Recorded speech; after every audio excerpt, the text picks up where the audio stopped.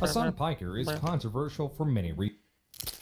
New Hasan hate vid dropped, so you know I gotta watch it. I gotta watch that shit always. Piker is controversial for many reasons. The most prominent are his political beliefs that will not be the focus of this video. The focus instead will be on him and his many inconsistencies that often go ignored. Hasan does this by deflecting criticism of him by attacking those who give the criticism. This is all exemplified by his conversation with creator Willie Mack, who brought forward this exact criticism. You wanted to debate about a video you didn't even watch? Why? Yeah. If you're not this passionate about the subject, then you're basically admitting that you're a bottom-feeding drama farmer. To add to this, Hasan knows what he is doing in diminishing the image of Willie Mack. It is a strategy he is aware of and hates. To voluntarily and maliciously misunderstand my point so they can make YouTube videos and get ad revenue. Bro, you've seen this before. This is the Yeezy Gap collab jacket during his Donda era, before Kanye came out as a full-blown Nazi. You know, those clicks drive the controversy, and those clicks. I'm still wearing this jacket. It's like my most comfortable jacket. An affinity from people who are looking for someone to be like, yeah, fuck this Hasan guy.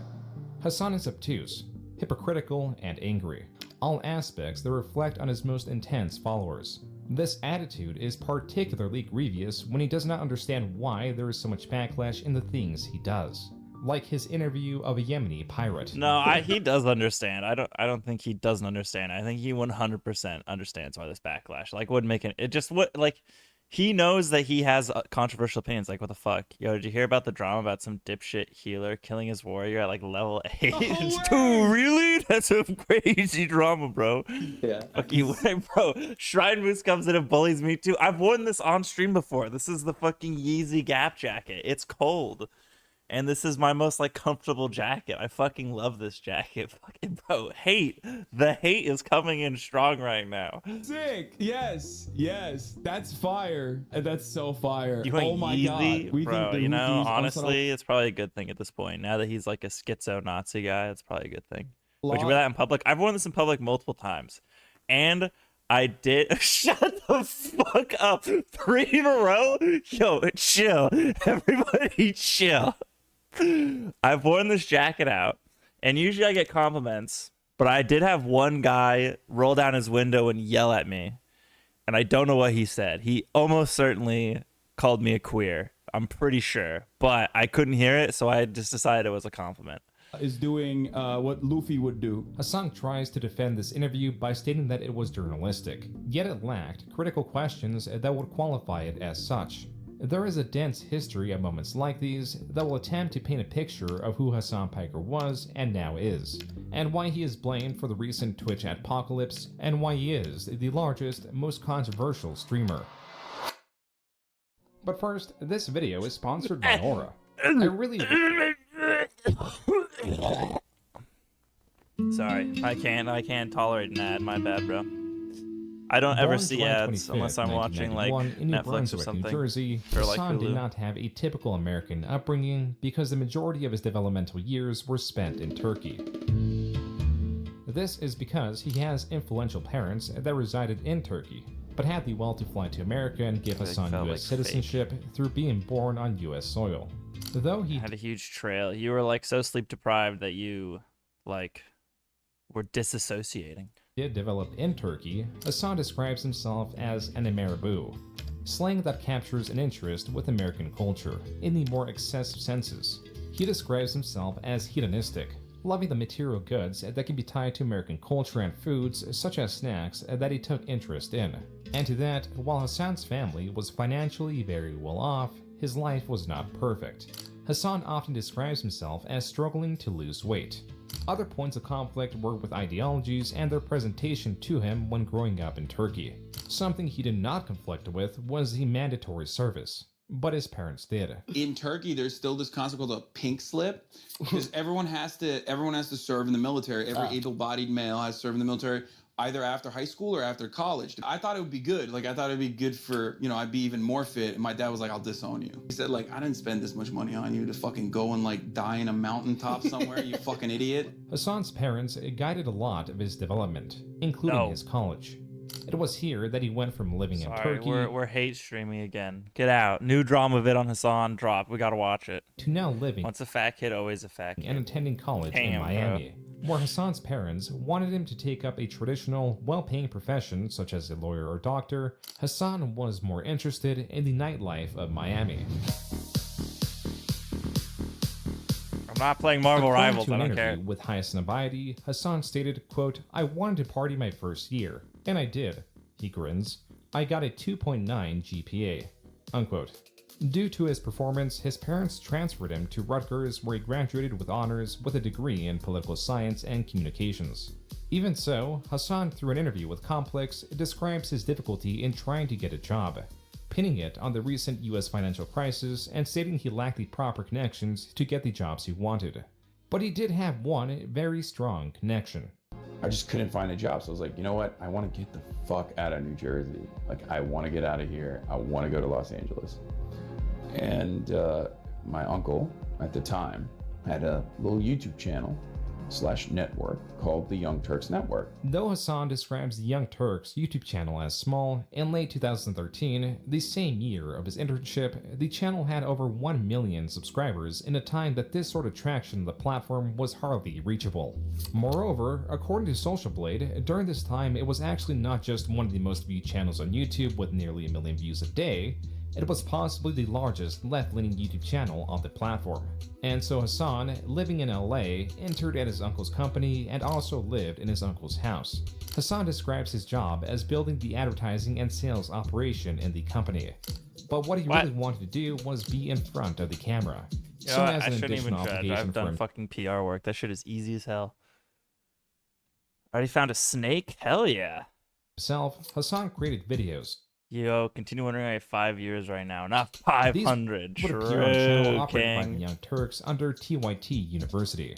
As per the header of the channel, and as the name implies, this was a lifestyle channel that skewed in the direction of college life. And so the videos largely revolved around sexual topics and not the typical This was a thing that the Young Turks had? That's actually crazy. What the fuck? Now I'm TYT. What the fuck was it called? TYT Lifestyle? TYT University? TYT University? That's crazy. Ah, it's fucking gone. No way.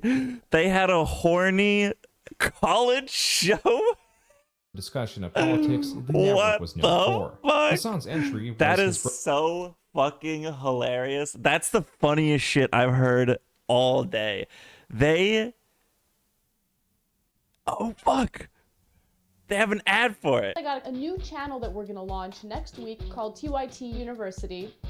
It's going to be a great weekly show, a half-hour show, and it's going to focus on college, university students, education. That is so fucking amazing. Bro, imagine them trying to make something like this nowadays. Holy shit. They had a fucking horny college show. That's so good. That's so delicious. Man, the internet. What a place it used to be. Comments and ideas and opinions that I really truly care about in the section below. And if you don't, I'm going to come to your house and I'm going to have sex with your dog.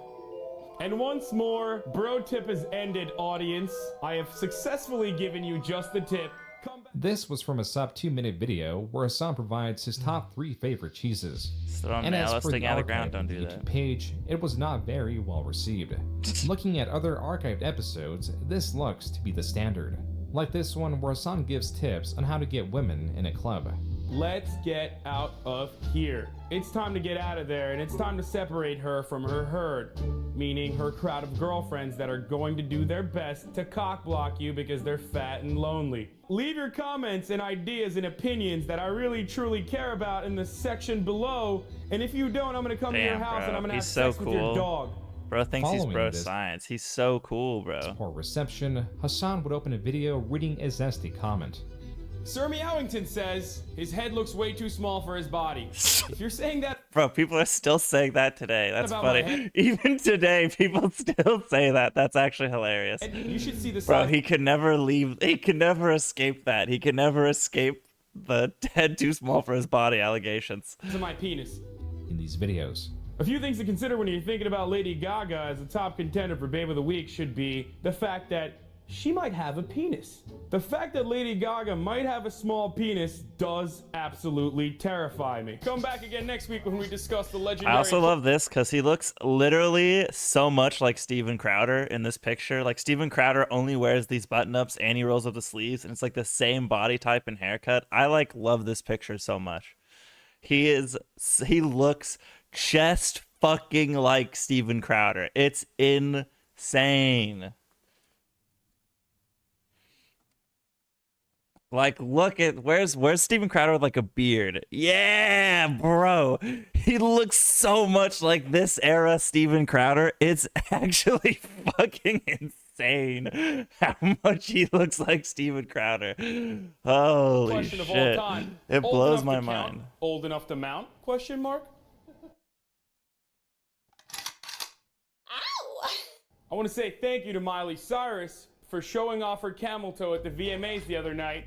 I always knew Hannah Montana was a little slut. Don't even try to hide it.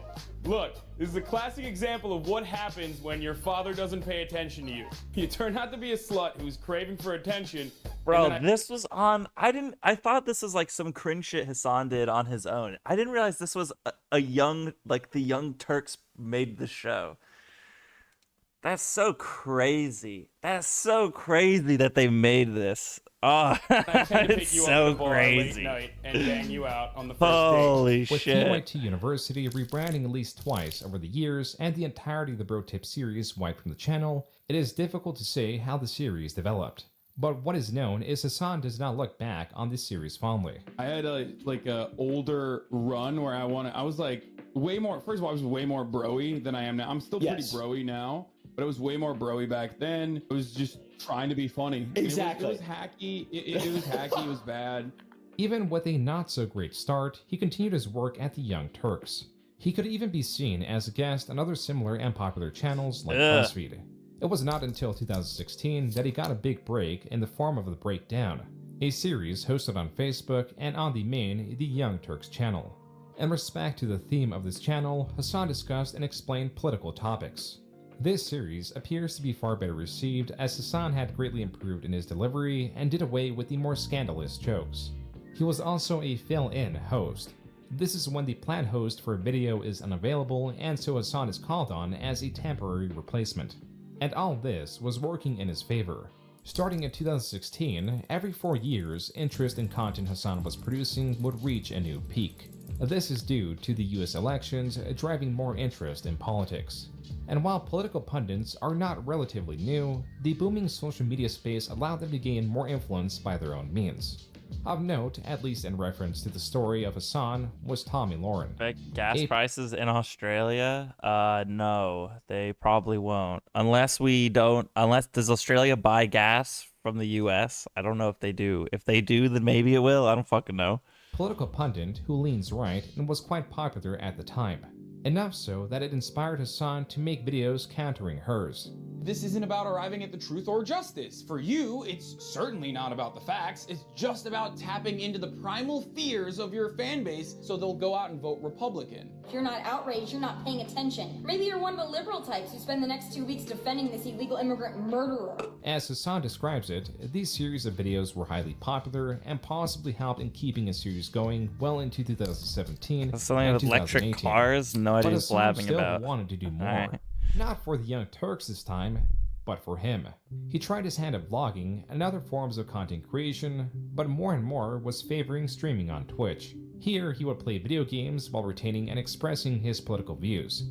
He had this personal venture all while still employed at the Young Turks. This position is likely why he was able to debate Charlie Kirk live at Politicon, an event that is remembered for many reasons. One of is that this developed a new friendship with a creator Hasan admired. Some of you guys already watched it. Oh, Destiny watched your debate. He didn't like it, said Testament. Okay, well, I didn't know that. That makes me sad. I don't know if you watched the entire debate or if you watched like some parts of it or not, but I do want to talk to him about it.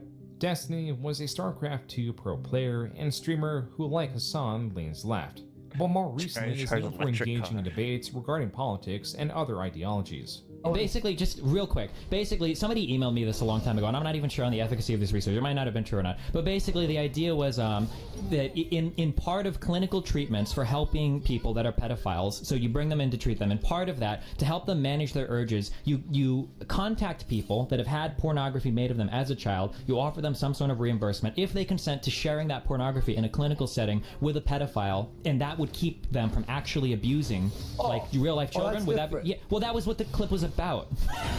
After Hasan viewed a clip of Destiny's reaction to some of the debate, Hasan and Destiny jumped I like on Discord. that's funny. They use the Destiny debating ethical child porn face. Excellent clip. All right, he said, Jesus Christ, that's so funny. Let's bring in a professional here, okay? Let's bring in a professional here. Sorry, shouldn't have exposed them like this. Hey, what's going on, dude? Hey, I heard you're finally ready to join the Minecraft server, dude. Finally ready to join the Minecraft server? What you mean? Yeah, I'm just fucking with you. Within this multi-hour-long call, the two discussed debate tactics in reference to how they could have improved Hasan's performance before coming to a close. In any case, all right, I gotta go. I have to pee so bad. I'm just gonna raid Destiny because you guys all have expressed how much you fucking love Destiny, and a lot of you probably came here from Destiny stream anyway. So that's what I'm gonna go do right now. No, seriously, like everyone originally was like, "Oh, Destiny's a suck damn, he sucks," blah. And like now, after this like 3-hour conversation, everyone's in love with you. They're like, "Oh my god, he sounds so great. He sounds so awesome." Thanks, I try my hardest.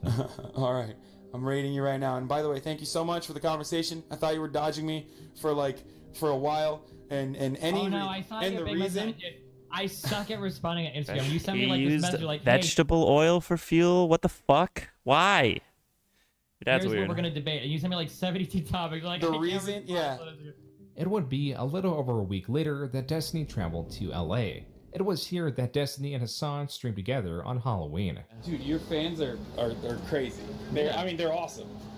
They love you. And yeah. Yeah, they can be a little eccentric sometimes. No. I have no problem with them. I think they're dope. Okay. I'm jealous of how you cultivated such a rabid fan base. There were many perspectives on how the pair were interacting. Virtually all of them were positive. Destiny viewed Hasan as a sort of professional political figure that was entering the Twitch scene. Hasan viewed Destiny as a veteran live streamer and admired the enthusiasm of his fanbase that he had developed over the course of 9 years. And Destiny's fanbase loved Hasan. He was very easygoing and even tried to get Destiny in on some fun. Say, do you want to go out later, or are you into like going out and shit? You need a Halloween costume. Listen, I am a professional streamer because I play video games inside my house all day, okay? Yeah. I'm not much for the going out type. The night ended after Destiny dropped off Hasan at his residence, but this would hardly be the last time the two streamed together. Destiny's actually here to help me with my PC setup and make fun of me probably for having a pre-built PC that I use. I have a pre-built PC, by the way. What are these noises? Oh, that's fucking my sub badges. And I'm not gonna be like you. Okay, don't worry. The threat to my country. One of your Speedo McGee's your fan that gave me fucking 200 subs so far. What a fucking loser. What? No, dude. What are you saying? When you snap your fingers, people sub to that person that you're snapping the fingers of? Yeah, you wanna see? Are you gonna send me a clip? No, we'll try it right here. Alright, guys. Who's got fucking Twitch Primes? Throw them out in the chat. If you've got an Amazon Prime account and it's connected to a Twitch Prime account, you better fucking throw some goddamn fucking subs up. Holy shit, dude. What the fuck? Now I'm losing all these fucking subs. Did you do the finger snapping on that, on Io Velasquez? No, why the fuck would I help anyone else? You're the only person I've ever done that for. You better feel special. Oh, wow. I do, dude. Oh, well, I mean, was super cute, but you're cuter, don't worry. In a different way. If What a one were cute to tell couple. Hasan I and know, Destiny- bro. I hope nothing breaks them apart. I hope they come together and they kiss, and when they get married, they adopt some beautiful children, you know, like if they adopt like a multicultural rainbow collection of children, you know, and then they get like 2 dogs and like a cat, yeah, they live happily ever after, you know? That's what I want for this adorable, cute couple. Definitely nothing bad will ever happen to them. They definitely won't hate each other in, like, I'm pretty sure maybe like a year or two from this clip. Wait, something happened? Bro, you don't even know. I'm You're about to get really disappointed. They don't actually adopt cute children of every race and live in a farm in the middle of like Utah or some shit. I'm sorry, they don't do that. That in less than a year they would be at each other's throats. No, I they know. probably would not believe it. They don't adopt a cute little German Shepherd and name it, you know, like Rufus or some shit. Nah, sorry. This is because the process of hating each other was gradual and then sudden. I know. The real thing that he wants to connect it back to is that he's butthurt that I've surpassed him on his own fucking platform, which he thought was his own like little kingdom. That's the real fucking reason. Okay, that's it. Yeah. Not even a pug, bro. Not even a pug. Not even a chihuahua. They didn't even get a hairless cat. Nothing. Let's be real. That was originally the real reason why he got mad at me too, and like wanted to sever the connection. It just backfired on him. I need a moment. This was from a clip involving some editor drama Hasan had, possibly recounting the reason he believes the fallout with Destiny happened. Hasan does not get very specific with the details, and when talking about Destiny, recounts Destiny's proclivity to debate, or denounces Destiny's community or former ideologies Destiny no longer holds, while Destiny breaks down the falling out succinctly. We went over it, and then we kind of friendship developed. We hung out in real life. I think when I came to LA, I think I slept on his couch. We played with his dog. We were like kind of friends. And as time went on, I think he was a little bit more. He was farther left than he let on. So like I was a social democrat, he was a social democrat. But back in those days, like 2018, when people said they were a social democrat, they really meant socialist, but they just didn't want to say it. So he was farther left than me, and we had a lot of deep divides in our approach to politics. One was when it was either him or the Young Turks. I think it was him. There was a shooting in a neighborhood where a very young black child gets killed by a white shooter. And they did a video about like hate crimes and how hate crimes are on the rise between races and white people are evil and blah, blah, blah. Not that, but like white people committing hate crimes against black people. And obviously, as the story goes, tale as old as time, the data comes out, it was just an errant shot. There was like gang violence, shot goes out of nowhere, hits a kid in the car. It wasn't like a hate crime, the guy was trying to kill a kid. But yeah, we bump up against a few kind of political disagreements like this. As Destiny describes it, the true fallout came from a video Hasan made on Kamala Harris that Destiny put much effort to counter. And it's like 7 or 8 horrible things about Kamala Harris. And I'm like, okay, I know at least 1 or 2 of these things are not fully accurate. So I'm going to do all the research. I'm going to have all the sources, and we're going to have a long conversation about it so that now when I provide criticism to him, it's not going to be like this horrible, like just me saying something flippantly or whatever. It's going to be like substantial criticism. And when I started to go through the cover your eyes, Pavel. They're about to break up. It's about to happen. Video about Kamala Harris. They're never going to kiss again. First, almost every single thing Hasan says in this video is either dead wrong or horribly stretched. This VOD is nearly 3.5 hours in length. Bro, holy shit, we guessed it. They break up over Kamala misinformation. No! No! They were gonna have a German Shepherd and a Golden Retriever, and one was gonna name Rufus, and one was gonna be named Buddy, and they were gonna have like 7 kids, and they were all gonna go to Ivy League schools. Hasan pops in at the 50-minute mark. After only 15 minutes of conversation, Hasan goes on a rant about Destiny's chat. This is genuinely a problem where we're having a semantics argument over something that I admit is probably could have been worded better. And then that is enough for so many people to be like, oh, Hasan is a fucking incel. Like there's people in your chat saying like Hasan's incel is showing. And it's so fucking annoying that you guys are supposed to be my fucking allies that you would be so critical and so uncharitable in this circumstance just because Destiny is like even looking at this from a critical perspective. This is something that really frustrates me. Sorry, I'm gonna calm the fuck down. But it genuinely is genuine. Bro, why is your chat such a meanie poo poo doo doo caca head? I've had to fucking have conversations like this, bro. Even with my tiny ass chat where there's only like 5 of you motherfuckers. I've had people talk to me about it. Fucking alright. Dickheads. This anger that Hasan harbors is a terrible quality to have for someone in his position. With these sorts of reactions, one can derail Hasan easily, which will embolden more comments striking at his insecurities. As for the conversation, to give a very simple rundown, it is mainly about law enforcement, undocumented immigrants. I And hope I wasn't in the hate list. California at the time on reporting those. It was just a general. It was a general. Hasan in his video made it was a general. Everyone in your chat is mean. Like the reports were without any due cause, which is where the problems begin. Yet also where some agreements happen. Okay, there's a huge difference between a school just referring to children their undocumented ties for no reason versus police people doing it when a person has been charged with crime. Those two things are hugely different. I get it a little bit more now. All right. This conversation then moves on to police officers in school, and to Hasan saying that police should never be called upon under any circumstance. Okay. So should people just never ever call the cops ever then? Yeah, I suggest against that, yes. Okay. I mean, we just have like a totally fundamental view of this, I guess, and Hasan walks this back rather quickly and clarifies that a higher leniency should... That's a fucking stupid as shit. You should, like, what the fuck? We don't want you to become popular so we can act cool by saying I have a niche streamer we watch. We're gatekeeping you. No. Shit, I made a post. You can't do that anymore, guys. You can't fucking gatekeep me. It's fucked up. But it is funny.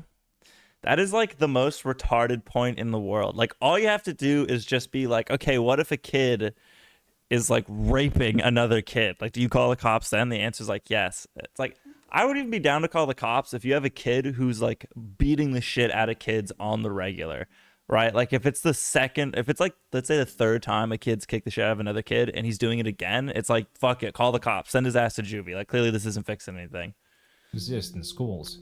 people break into your backyard, they're going through your shed. Should you call the cops then, or is it just your shed, so it doesn't matter? You shouldn't call the cops. No, if they're breaking into your, I guess if they're breaking in, it's different. Yeah.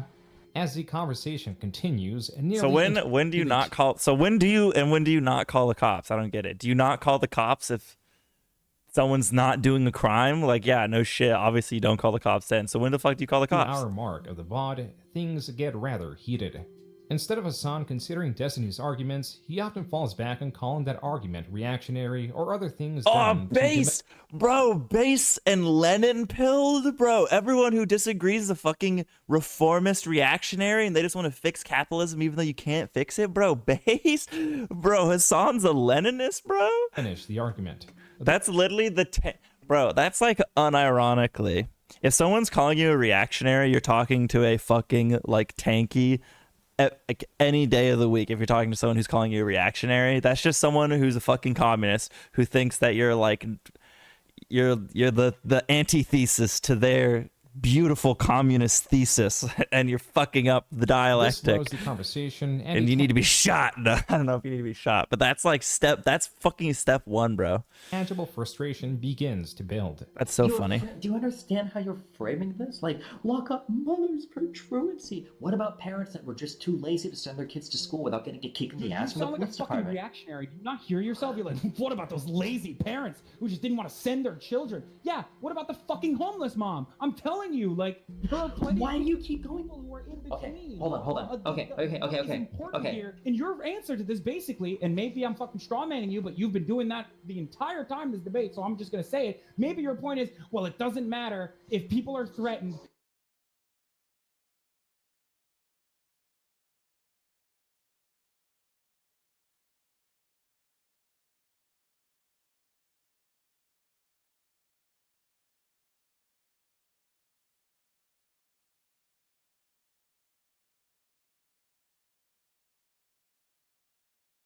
What the fuck? Oh, there we go. Okay, we're back. OG broke his mic. Yes, bro. You don't want to break the mic. You don't want to go to this mic. You don't want to go to the gamer headset. Fuck that. Now, what you do is you have Destiny. He has his gooner timeline. Okay, the more power he gets to goon, the stranger he looks. Like when he starts, he's like a skinny dude with just like hair that's down, and then he like kind of does it up, and he wears glasses, and he gets a beard. Then he grows it out long, and he starts dyeing it blue. It's like the more gooner he is, the like longer his hair gets, and the more like crazy he goes. Can you laugh at my Ian Hecox comment? Bro, he is just like Smosh. Because there are a lot of lazy mothers out there, and also it worked because it increased school admission by 20%. Shortly after, Destiny hangs up on Hasan. Wait, what? No, you don't let me finish a single thing. Let me know when you're done, okay? Holy shit, he can call me back. Oh my god. I can't finish a single fucking point. Holy shit. Hey, how's it going? Okay, are you calmed down? I am. Are Okay, you gotta let me finish a single point, dude. Holy shit, you talked like 4 times as much as me. Go ahead. Okay. Breaking out. So I know. You literally just said, okay. Even with this tension, Hasan yields on Destiny's point that kids should be forced to go to school after Destiny clarifies his point once again. Okay, you're right. I misunderstood your point. Though Destiny does have Hasan constantly on the back foot in this debate, Hasan, not enjoying his position, even while yielding, still seeks to diminish Destiny's argument. Nobody else is stepping up. Why wouldn't you step up and do it? If you're, look, can we move past it? You're right. You're so right. The DA was good to threaten mothers with truancy, and it was a successful. What the fuck are they debating about? So what they're debating about? Kids going to school? Yeah, they're debating. Hasan doesn't want to use the cops to force kids to go to school because cops bad, and then Destiny's like, no, kids should be forced to go to school, and if parents aren't sending their kids to school, you should get like CPS involved, and Hasan saying no. The overarching debate is Hasan made like 8 points against Kamala Harris, and then Destiny's like, let me go look up these 8 points, and he's like, oh, all 8 of these points are incorrect, and now he's yelling at Hasan about it. Because one of the reasons Hasan doesn't like Kamala is because she was like a DA like pro law enforcement person, and Hasan doesn't like those things. You defeated me in the marketplace of ideas once again. Please, can we move past the next point? It's like all you're doing is overwhelming me with ridiculous hypotheticals that do not exist on the fucking planet. So every hypothetical I'm pointing is literally Sure, I understand. Okay. As the call is reaching its conclusion, Hasan yields once again. Why do you live in a country where there's people debating my kids going to school? Because everything's like polarized now. Like if you say something like, hey, you should force parents to send their kids to school, like some kind of schooling. And if you don't, you should get law enforcement involved because this is like actively harming the child, right? Like the problem is now you've involved the police in this because no matter what, the police have to be involved in like forcing the kid to go to school. So now that's like a right-wing thing, and the left, like super mega left-wing people don't think cops should be involved in like fucking anything. So to be fair, this isn't like the norm. Most people would be like, if a parent is keeping their kid away from school for no reason, it would be morally acceptable for someone to force the kid to go to school for their benefit, correct? Most people are going to say, yeah, probably. But you just have dipshits like Hasan who are like, all cops are bastards people. Who you are like, you should never call the cops because it's most time you call it on minorities, and the cop structure is police officers have an oppressive power structure, and they were founded by the Ku Klux Klan. They have historically oppressed minorities. Minorities are now poor, right? One of the reasons, like through the system of oppression, we've kept black people specifically, but minorities generally poor, and by using the cops to get them to do things, you're continuing the system of oppression, right? So you have this whole like this fucking laundry list. And it's just like, bro, but kids should go to school, right? But they're going to throw that whole shit at you. That's hilarious. Yeah. I am so defeated, dude. It's like you've owned me into oblivion. That's why. It's like there isn't, anytime you talk to anyone who's saying like all cops are bastards, they like haven't actually thought this through. They're fucking stupid. They're a stupid person. And they're just going to say some bullshit about like oppressive power structures and like oppressive hierarchies and how cops have like historically oppressed minorities or some shit like that. And then you're just going to be like, okay, but like we still need cops, like, right? Like it doesn't matter what you say because you need a domestic like law enforcement like agency no matter what. So like shut the fuck up, like be quiet, I guess. Like yes, we should fix, if there are cops that are racist, we should fix that. Like okay. Destiny, I'm at it's 10:30. I still haven't eaten anything yet. Hasan, as has been exemplified in this call, does not like being wrong. He has trouble yielding to an argument without reacting in anger afterwards.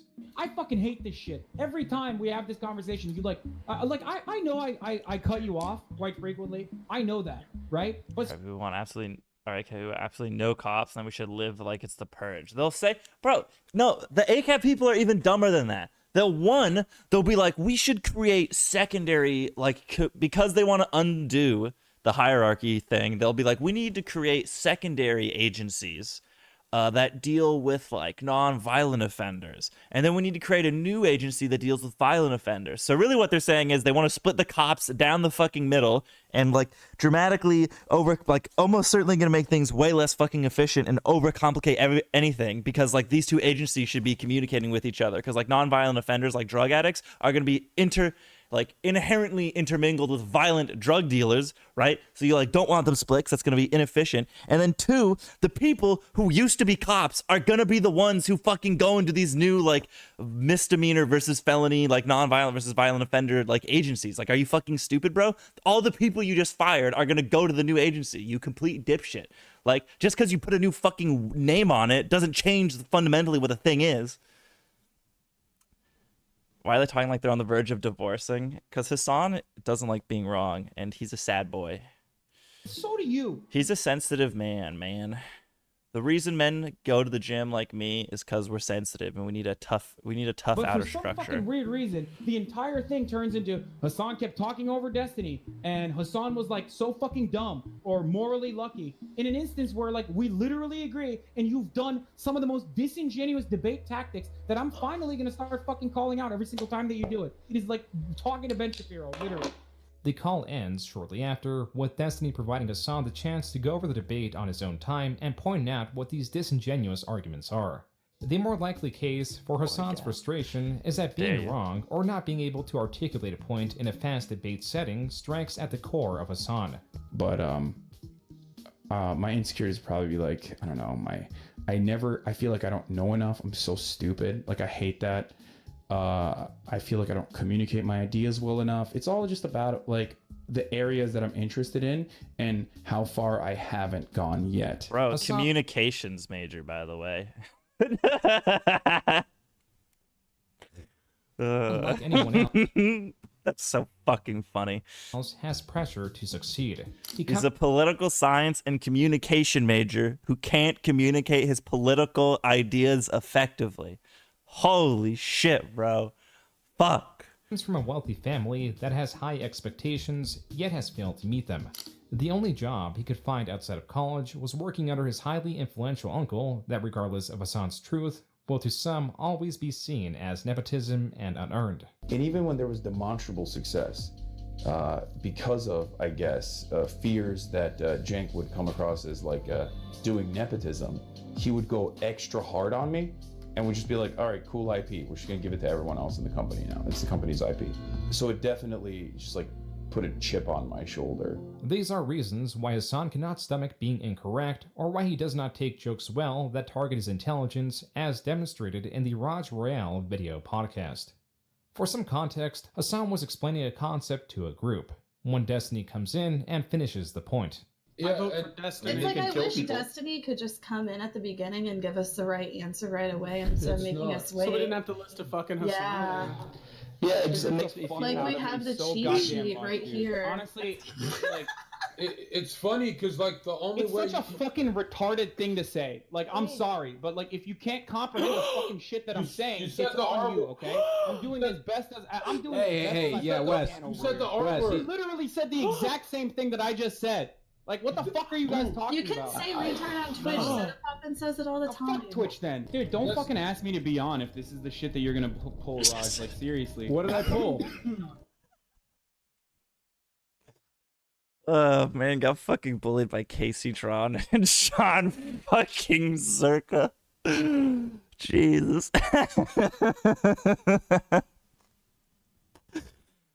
What is this? Is this a dating show? Bro, this is some old Twitch shit. This is the Raj Royale. I don't know if you know Austin from like the Austin show, the gay dude. He hosted this show back in the day and he pretended to be Indian. It was a whole thing. Now he does a podcast with Hasan and Cutie Cinderella. Yeah, there's like an old dating show that was just like, yeah, I know the gay dude. Yeah. So this is like a dating show he hosted where it's just like Twitch streamers came together. It was just like a big way to like market and then network basically, while also like creating content, shit like that. What did I pull? Oh, I'll put Destiny in the chat. Fucking have Destiny on it. I didn't put Destiny in the poll. He's not in the poll. I was joking. So if it's a dating show, yeah, it's a dating show.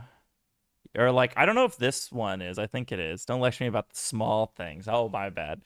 It's like the one of the ladies gets to vote on who they keep or something. I forget. It was no, that's Lover Host. I don't know what the fuck Rash Royale was. He's not in the poll. I know he's not in the fucking poll, dipshit. I'm saying that it's pissing me off because you're devaluing my perspective, which is ongoing. No, that had nothing to do with fucking chat, Hasan, and also with the people talking to right now. Hasan, that had nothing. I was just saying because Destiny came into the show late after I tried to get him on the show. 95% of your fucking Discord is like Hasan is so dumb. Hasan is so dumb. Look, relax, 95% of the fucking chat is like Hasan is so stupid.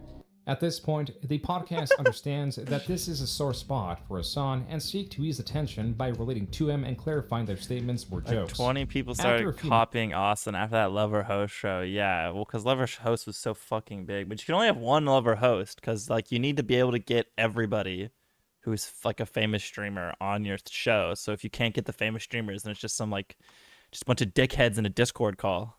Minutes, Hasan explains that this sort of thing is the core of his frustrations. On top of that, it's like someone fucking unscrewing a cap all the way to the end and then him popping it open and then everyone will be like, oh, it's great. Look, and Destiny is brilliant and he's definitely a more effective orator than myself. But if it's an ongoing thing over and over again where everyone's like, Hasan is so fucking dumb, Hasan is so stupid, Hasan is such a fucking commie, then I don't need to be here. I don't need to fucking bust my ass every goddamn day.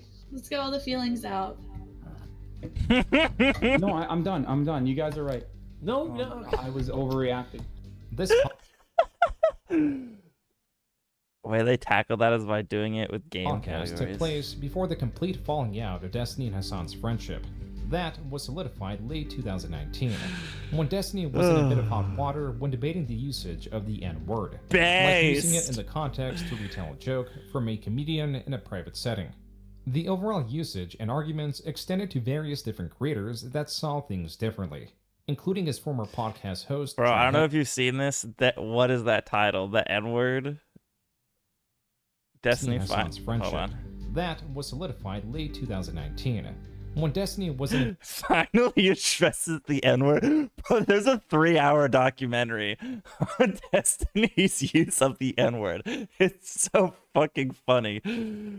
Oh my god, it's so good. Word, like using it in the context to retell a joke from a comedian in a private setting. The overall usage and arguments extended to various different creators that saw things differently, including his former podcast host, Trihex, and various other creators he discussed this matter with. Destiny broke down the drama in a lengthy Reddit post where now 5 years in, a fair amount of links are dead and the drama around it is still dense. Hasan's role in this, as Destiny explains it, was his changing of stances on the argument depending who he is talking to. Though I don't know why you're bringing it up. But if someone else is doing it in the privacy of their own conversation with another person, there are specific contexts in which you could probably say the N-word. Cool. That is my point. My position, literally. Holy shit. But because it ultimately, no matter what, no matter how you use the term, ultimately, no matter what, no matter how you use the term, the N-word is bad. Ultimately, it just implies that the person themselves are like a racist person. Destiny expanded on this in a live stream, which Hasan reacted to. Nothing I do is performative.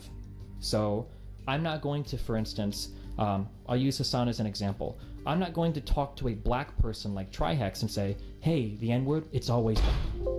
Ah, what a clip. What do you think black people? What a fucking liar, dude. What a fucking Weasley little liar, dude. This fit of rage will be turned into a meme, changing what Hasan is watching to fit the joke. Like when Hasan stated he will never talk to Destiny again. I'm not talking to him again. You guys can call me a pussy all you want. There is literally no reason. What a fucking liar, dude. Though rage was not Hasan's entire state of being, this period did have Hasan more prone to anger, especially when being compared to Destiny, as was shown in this popular video compiling some moments of Hasan getting angry. Watching you squirm after Destiny's stream is my favorite thing to watch. Here's some money for the best content on Twitch XD. Thanks, buddy. I have your email now, by the way, just for the record. So why don't you just stop fucking sending me donos to harass me for your daddy Destiny with literally your email involved in it? What a fucking stupid thing you just did now. You absolute idiot. I have your full name now. Bro, is he threatening to fucking dox him? I'm gonna contact your fucking job. And this time, if I go to fucking Twitch, It's reasonable because you're literally harassing me. Do you know how many fucking donos I've gotten from Destiny's fans tonight? Do you know how many fucking Destiny fans have sent me their emails tonight? Excuse me. Paying money just so they can fucking shit talk? Explaining how Hasan views himself and how he views Destiny explains the anger the dynamic holds. How he sees Destiny as inferior with his beliefs, yet more intelligent overall, is a conflict he would not move on from. And this was hardly the only conflict he was involved in 2019. Awesome. Beautiful. A smaller of note is when he referred to Pete Buttigieg as this. White liberal friends. Pete Buttigieg. Pete Buttigieg? Booty check? Buttigieg? Okay, it's really hard to say this dude's last name. Now, Buttigieg has been the talk of the town, especially in... Hasan calling him Buttigieg was likely not aware that Pete Buttigieg is gay, and this comment could come off as derogatory. This can more easily be seen as a misunderstanding, especially when compared to his most controversial statements of 2019. I can't do this. Guy has the understanding of foreign policy of like a 12-year-old. What the fuck? What the fuck is wrong with this dude? Didn't he go to war and like literally lose his eye because some mujahideen, a brave fucking soldier, fucked his eye hole with their dick? Isn't that how he lost his fucking dumbass eye? Because he got his fucking eye hole fucked? America deserved 9/11, dude. Fuck it. I'm saying it. We're there to partner with them. Sick. We're not there doing our own thing. We're there partnering. Crazy. Video game. Equipping I and know. Enhancing their capabilities. We had to get ready for the craziest thing he's said before, bro. Like we fucking totally brought it on ourselves, dude. Holy shit. We did. We fucking did in a video game. There are two large aspects to this controversy. There is first interpretation. An interpretation that Hasan supports terrorists by calling them brave. Then there is his intent that breaks down his statement in that the U.S. funding... know what a fucking eye socket is? Shh. Do not bully Hasan. How dare you bully Hasan? He is a brilliant, tanky fellow who supports the little man, okay? Didn't you see his recent interview with prisoners where he talked to them and he was like, I'm closer to you than you are to Jeff Bezos? And the people who were talking to were literally prisoners fighting the fires in California. You just don't understand. Hasan is here for the little man, and he just, he just is so angry at this imperialist with his eye patch, right? You fucker. Of terrorist organizations against mutual opposition like Russia empower them enough to be able to choreograph such an attack. The comments about brave fighters is also one that references a section in a Rambo movie when it called terrorists brave.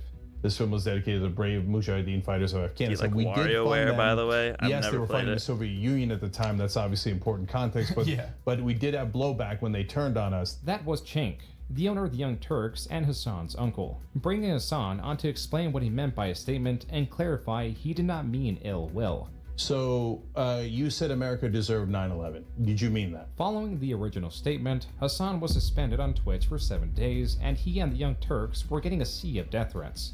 Entering 2020, this was one of the cited reasons why Hasan wanted to separate himself from the Young Turks. Bringing this controversial nature to the doorstep did not sit right with him, but also the Young Turks were starting to take issue with Hasan's success. On Twitch, he did virtually the most important thing you can do with content creation, and that is keeping a frequent schedule. He did this to a particularly unheard of degree. In 2020, he was live for over 3,600 hours. Damn. An even more jaw-dropping statement when looked at percentage-wise. I was live for 42% of the year. This Truman Show-esque dedication guaranteed a strong following, which was further tempered by those aligned with him politically. Additionally, 2020 was an election year full of unrest and perfect for Hasan to grow and grow and grow. This momentum turned Hasan from a relatively unknown streamer to one of the largest.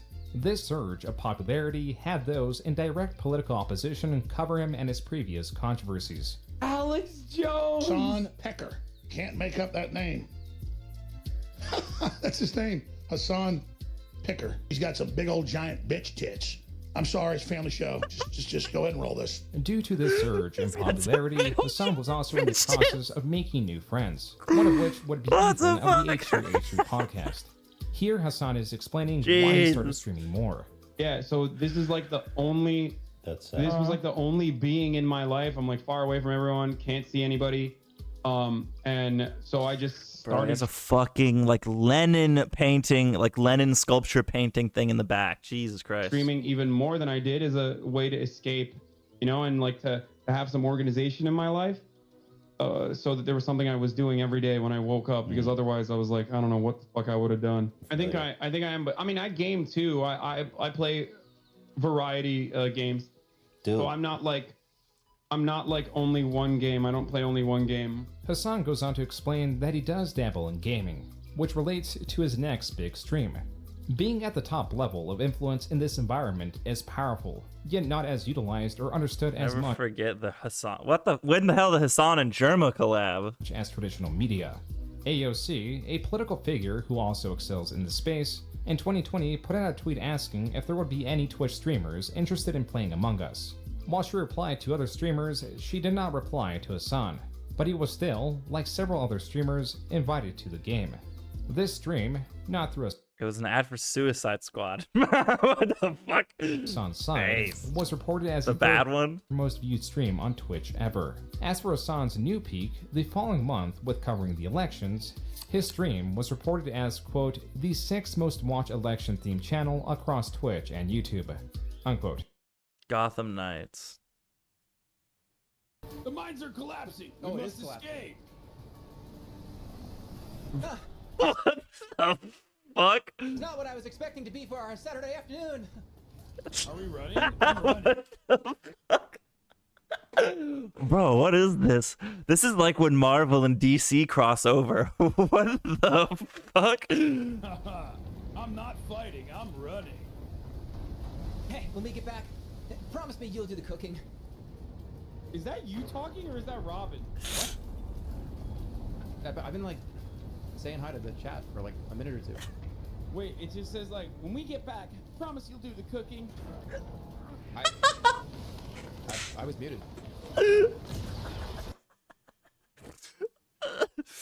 Face. Oh fuck. I fucking love Germa so much. Following this stream and the elections, there was a natural drop-off of viewership. But overall, with Hasan's persistence, he Holy maintained a strong shit. viewer base, where he averaged roughly God, around that's so 30,000 fucking funny, confirmed bro. viewers a stream. The only other person on Twitch doing something similar was Destiny, who was only getting a fraction of the viewership and was virtually the only competition Hasan had.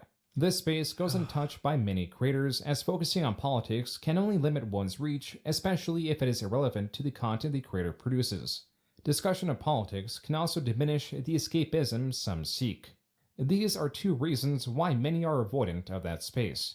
Even in the political realm that Hasan exists in, this is still very much a thing with the more specific aspects of politics, and why Hasan states that one of his biggest failures was exposing that his beliefs fall under the umbrella of socialism.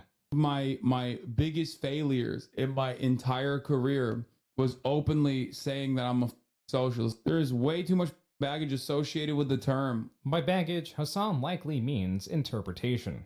Socialism is something that can be explained simply but expanded on infinitely.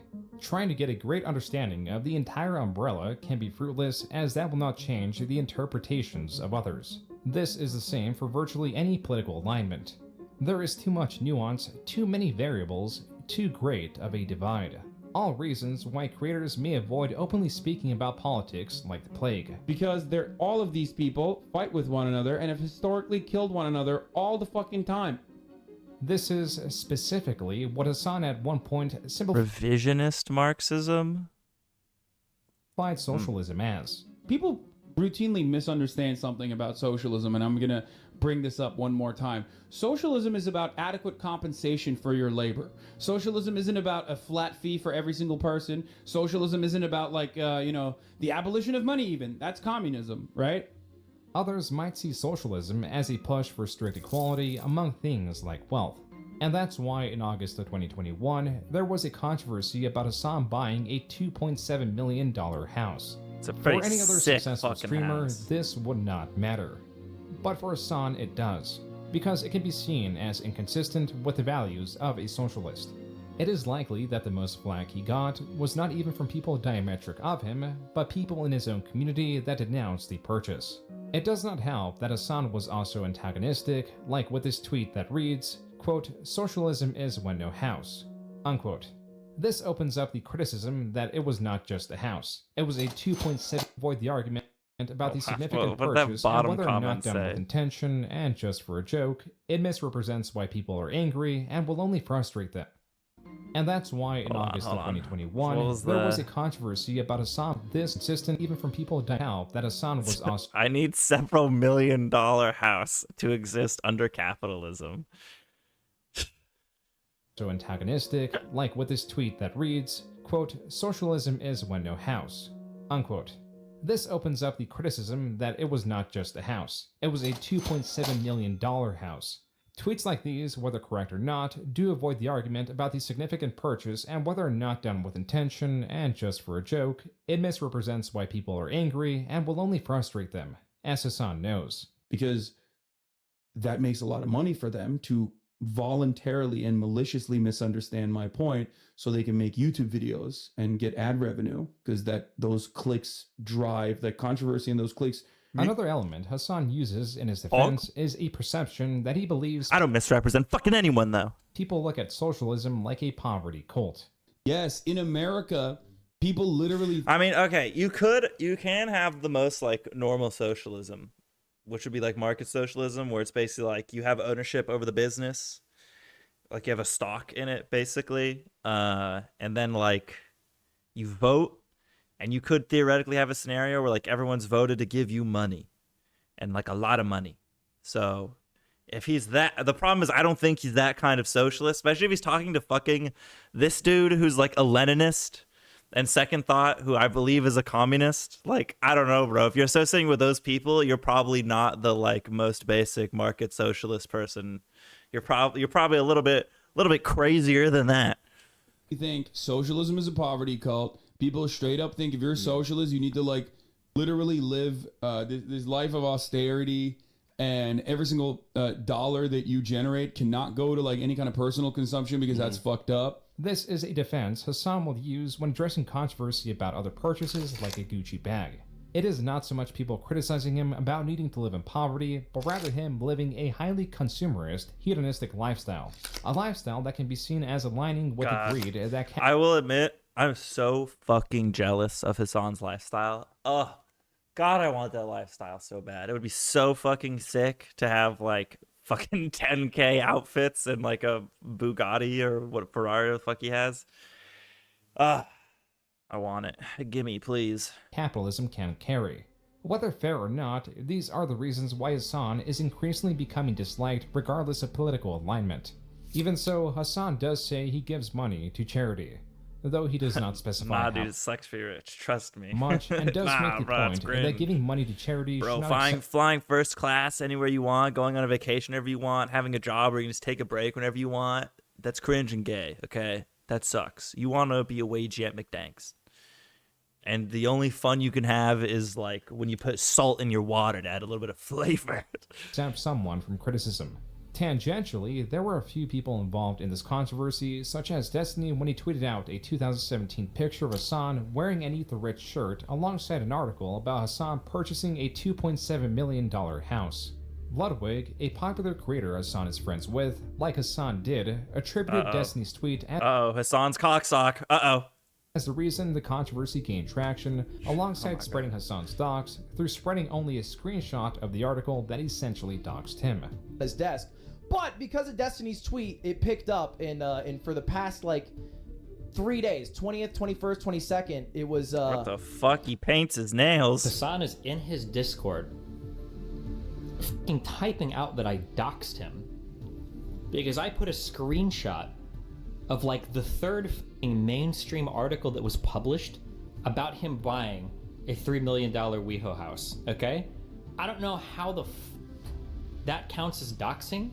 I don't know why the fuck dipshits like Ludwig would repeat that as doxing. Oh, it's because Ludwig is the Hasan cocksock, bro. He just takes Hasan, and then Hasan does whatever he wants. Come on. That he was responding to tweets that he believed were subtweeting him. Hasan's core audience that either aligns with his perspective or just doesn't care about his controversy continue to grow. And as such, he was still doing well for himself late 2021. He even became a co-host for the newly released H3H3 Leftovers podcast. Now, finally, all the gears of the Hasan controversy machine were in place, and slowly started to turn.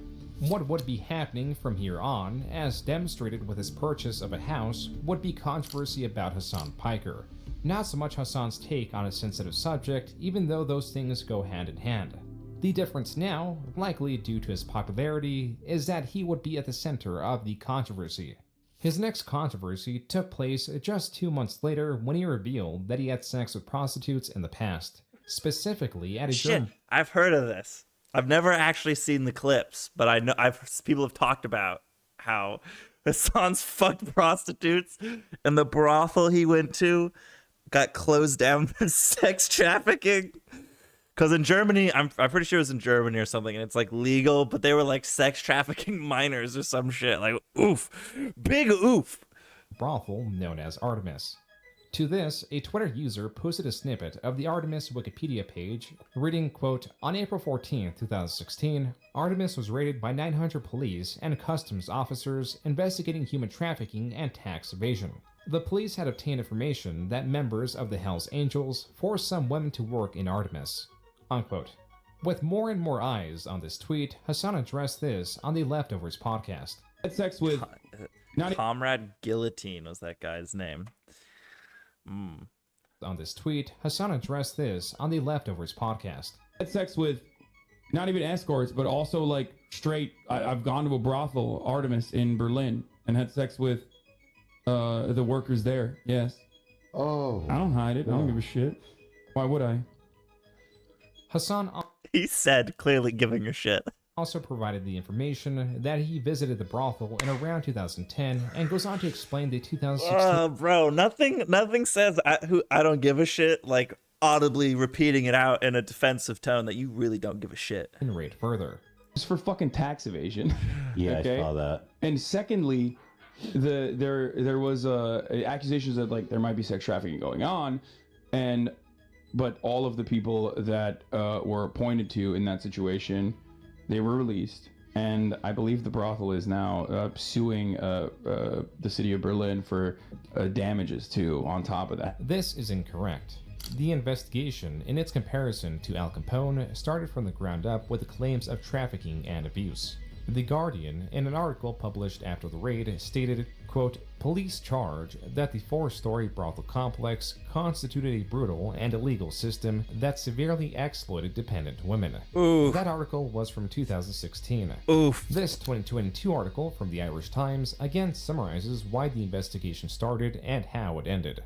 Quote, "The 2016 investigation and raid began when a woman who worked at the brothel complained to Berlin police that she had been forced into prostitution at Artemis by her boyfriend, who had links to the Hells Angels gang. Then and now, the owners deny having any links to the gang or other organized crime groups. They insist women who work at the brothel are self-employed." Unquote. This article is mainly about Artemis winning what appears to be a defamatory case filed against the government. But even then, the story is not that cut and dry. According to the Berlin Journal, the assailant, quote, "was sentenced to 7 years in prison in Berlin on Friday. The former Frankfurt football professional and Hell Angels rocker used drugs and beatings to subdue his girlfriend, who was underage at the time of the crime, and sent to work as a prostitute." Unquote. The article details the horrific treatment of the at the time 17-year-old, but does add some clarity in that this is how the investigation started and why the trafficking was likely not systemic, even though the assailant did work as a bouncer. There are varying perspectives on this related to Hasan, with some not caring about the reports, being that Hasan visited the brothel prior to these investigations, but there was also the diminishing of the investigations, more likely as a defense of Hasan, rather than a more fair interpretation about a crime he was not even responsible for. Also in the mix were criticisms tied to his wealth and status. Then in December 2021, things moved to his newest and most recent controversy. Wait, what? Fizz got suspended too? What is going on? Bro, what is happening right now? Is there like a fucking crazy... Is there like a crazy fucking Twitch mod right now that just like is banning every single one of my mods right now? deactivating their accounts. What the fuck is going on? These mods, as discovered, were banned for saying a certain word that Hasan defends the usage of. Something I've talked about so many times too. The C word. Because it's like, white boys love fucking saying like, cracker is the same as the N word, cracker is the same as the N word, right? He made his razor eyebrows like, oh really shit. Stupid. It's not like, the etymology of the word is different. Like, cracker means literally whip cracker. It comes from whip cracker. Wait, you can't say that? No, not anymore. Because of this whole controversy, no one can say it anymore. Still is in the hands of the white person in that situation, whereas the N-word is dehumanizing. Hasan defends the usage of the word primarily because it is not as worse as others, but does not address the notion that people don't like being insulted due to their skin color. This spiraled into conversation on the usage of the word, and many streamers weighed in, with Hasan even asking some about their opinion, as streamer XQC is reacting to. What do you think about the word cracker? The what? The word cracker. What do I think about the word cracker? 2 of my mods got banned for saying cracker. Bro, that's so cringe. That's so fucking weird, bro. Like, it's so fucking obvious he's just trying to, like, get people, right? It's like when somebody fucks up and they're getting yelled at, so they like ask other people like, hey, what do you think, like, what do you think if somebody did this? And he's like talking about the fucking thing he did, and then the person's like, it's bad. And he's like, really? You think that's, well, why do you think that's bad? Like, I don't think it's that bad, because he fucking did the thing, and he's trying to like justify it in his brain because he's getting yelled at. God, it's so fucking cringe. Yes, fuck. Just say it. Just say it. Like, it literally just shows he's like he can't just do it on his own. He like needs his friends to come around him and be like, yes, Hasan, you can say that word. You can. Yes, you can say the word. Don't worry. Pat, pat, pat, and fucking pat him on the head and call him a good boy. Holy fuck, bro. Sequence of like 3 minutes. I don't use it personally. Oh. I'd rather describe people with things that aren't just broad stroke derogatory terms based off the color of their skin. Okay. On Bruh, fucking get bodied. Twitter, Hasan continued this tirade, stating that it is not a slur, and then did the same thing on Twitch. I've been called a cracker more times than every single one of you fucking pasty little cracker bitches in my chat, okay? Wait, is he streaming in secret? Why is he? I don't know. He did mention he probably was, I think, usually if you're IRL streaming and someone is driving a car, especially if it's near their house, you want to like hide your phone. Basically, you hide the camera. So that's probably what was happening. They were probably like driving by something that would like make it obvious where he lives. And so he just had it in his lap while they were driving. Let's be fucking real for a second, okay, Mr. Alabama? I've been called a cracker a fuckload more than you. Why? Because I'm extremely online, okay? So shut the fuck up. Stop crying about this fucking term, okay? Recognize that the person who's calling you a fucking cracker is literally powerless, okay? Sorry, it's just the truth. A person calling you a fucking cracker is powerless. They're doing it as... The power... like an oppression, privilege and oppression shit, where it's like it just doesn't matter because the person who uses it doesn't have power over you because you live in an oppressive, dominating society that like oppresses specifically black people, but minorities generally. So when they use racial slurs, it's acceptable because they have no power to inflict damage on you. When you use the N-word, you exist in a system that is designed to undermine the person who you are attacking, and you are inflicting violence on them. Or you can just do the really simple thing and just say, like, don't be racist, you know? That's like, it's like, how is that, like, was that so hard? Just don't be racist, you know? Just don't judge people. Judge based on the content of the character, not the color of their skin and all that shit. Someone who's been historically oppressed, blowing off steam, okay? You find a different word for white people. You can say that that's infantilizing or whatever. Bro, they have a lot of words for us. They're just nobody cares. But that's truly the reality. Just nobody now, cares, 2 days bro. into this controversy, Hasan would not let this go. Just fucking ban me and get it over with if that's the case. I mean, you can still acknowledge that it's like, I won't say it because I won't get banned. That like the C word's not as bad as the N word, right? Like obviously they're probably not as bad. Like, you know, they are not as bad. They're not as bad. But you can just be like, but both words are bad. case. You know what I mean? That is from Hasan's video titled "So I Got Banned," and so is this clip. This idea that like I'm being racist towards whites, especially as a fucking white person, especially as someone who advocates for the rights of everyone, which also includes white people, is a fucking ridiculous thing. Hasan on Twitter confirms that he was banned for the reason everyone thought, and was unrelenting on using that word or similar ones. All sorts of people had an opinion on this. Few more extreme than the infamous creator Sam Hyde. But Hasan, you're gonna fight me. You are going to fight me one way or another. I don't care if I have to break into that nice house of yours. You're gonna fight me, son. Turn this down. Go ahead. Find a way. Find some snarky comment. I don't want $1 million because fuck that guy. He's a Nazi. I don't want his money. Fuck that guy. Sam Hyde was challenging Hasan to a fight under the condition that if Hasan won, then $1 million would be donated to a charity. An unlikely happening because, as per IDEP's video on Hasan and other sources, he is possibly a Nazi, and not someone Hasan would promote by fighting them. And so Hasan, not banned on YouTube through the H3H3 podcast, did episodes focusing on this recent controversy. One was where they filmed in a bathtub full of crackers, and the other one was where they made a tier of racial slurs and the like that are used against white people. Oof. Now entering 2022. Oof. A tier list of slurs against white people. Okay. All right. Oof. That's bad. Yeah, that's a bit of an oof.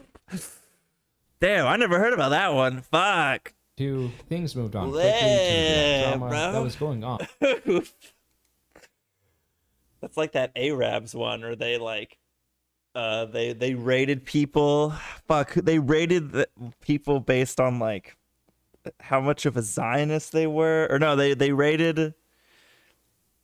a tier list of like content creators, and they based off of hummus, and they put all the fucking like Jewish people. The lowest rated hummus was the Jewish hummus, and they put all the Jewish people in the Jewish fucking hummus On throughout Twitch. Oof. This was pushback to how some streamers may react to video, rip the thumbnail of said video, and compete with it directly on sites like YouTube. In the case of Hasan, this is a bit different in that he does not enforce his copyright. He allows any viewer to rip and re-upload his content without compensation, so long as they are not abusive in trying to control his IP. Another element tied to this React drama was the chair.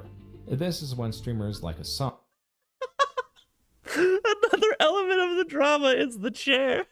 would purposely leave videos playing to entertain their audience while they momentarily left, leaving only the chair to react to said video. This also ties into the quote-unquote meta of reacting to the series MasterChef, which unlike the average creator does have the financial backing to sue the Twitch streamers reacting to it. But eventually this was quelled when DMCAs were handed out.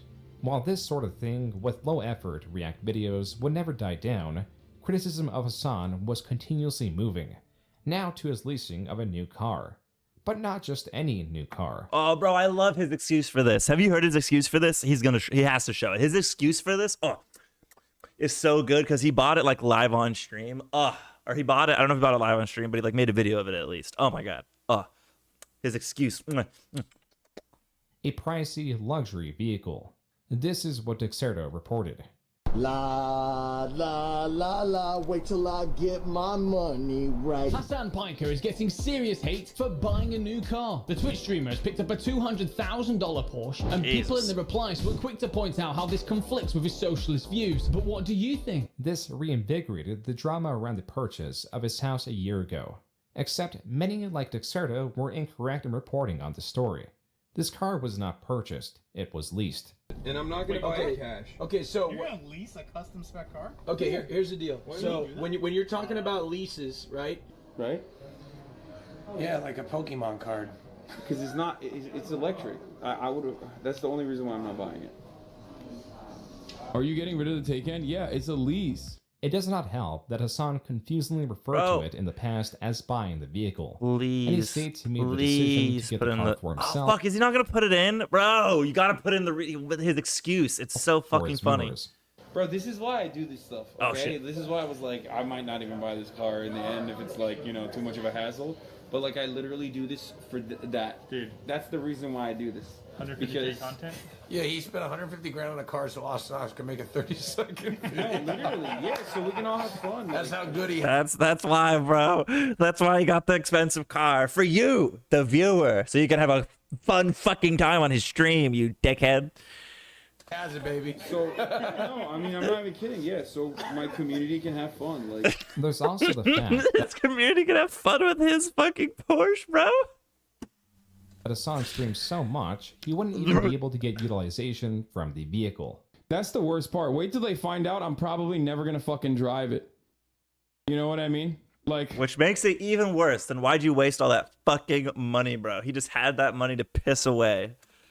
that is probably gonna piss motherfuckers off even more. Controversies like these are relatively inconsequential, Jesus. at least compared to his assessment that Russia would not invade Ukraine by undermining US reports that it was coming.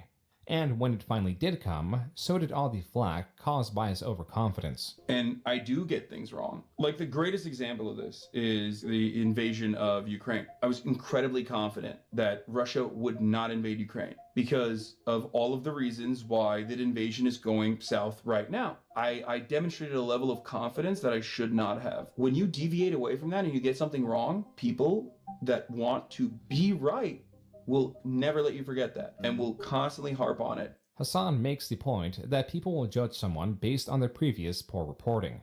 But this is also an encouragement to not get stories wrong and to not be overconfident when there's still not the entire picture, or when sources, even from those not preferred, do make fair arguments with the facts they have uncovered. But that's okay because according to Hasan, he was immune to criticism now. The criticism that was thrown in my face has been consistent throughout my career. I'm an idiot, I'm a dumb bimbo, I don't know what I'm talking about. I've gotten numb to the criticism. Like, as a matter of fact, I seek it out now because I make content out of it. Hasan is beat.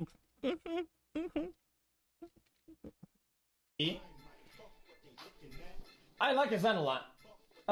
He doesn't play a lot of games, so it cuts his versatility a little bit.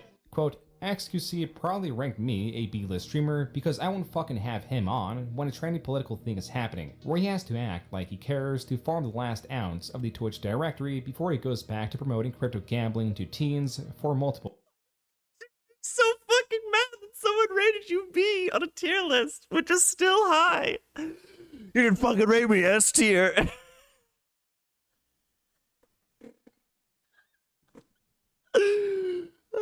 Millions. Unquote.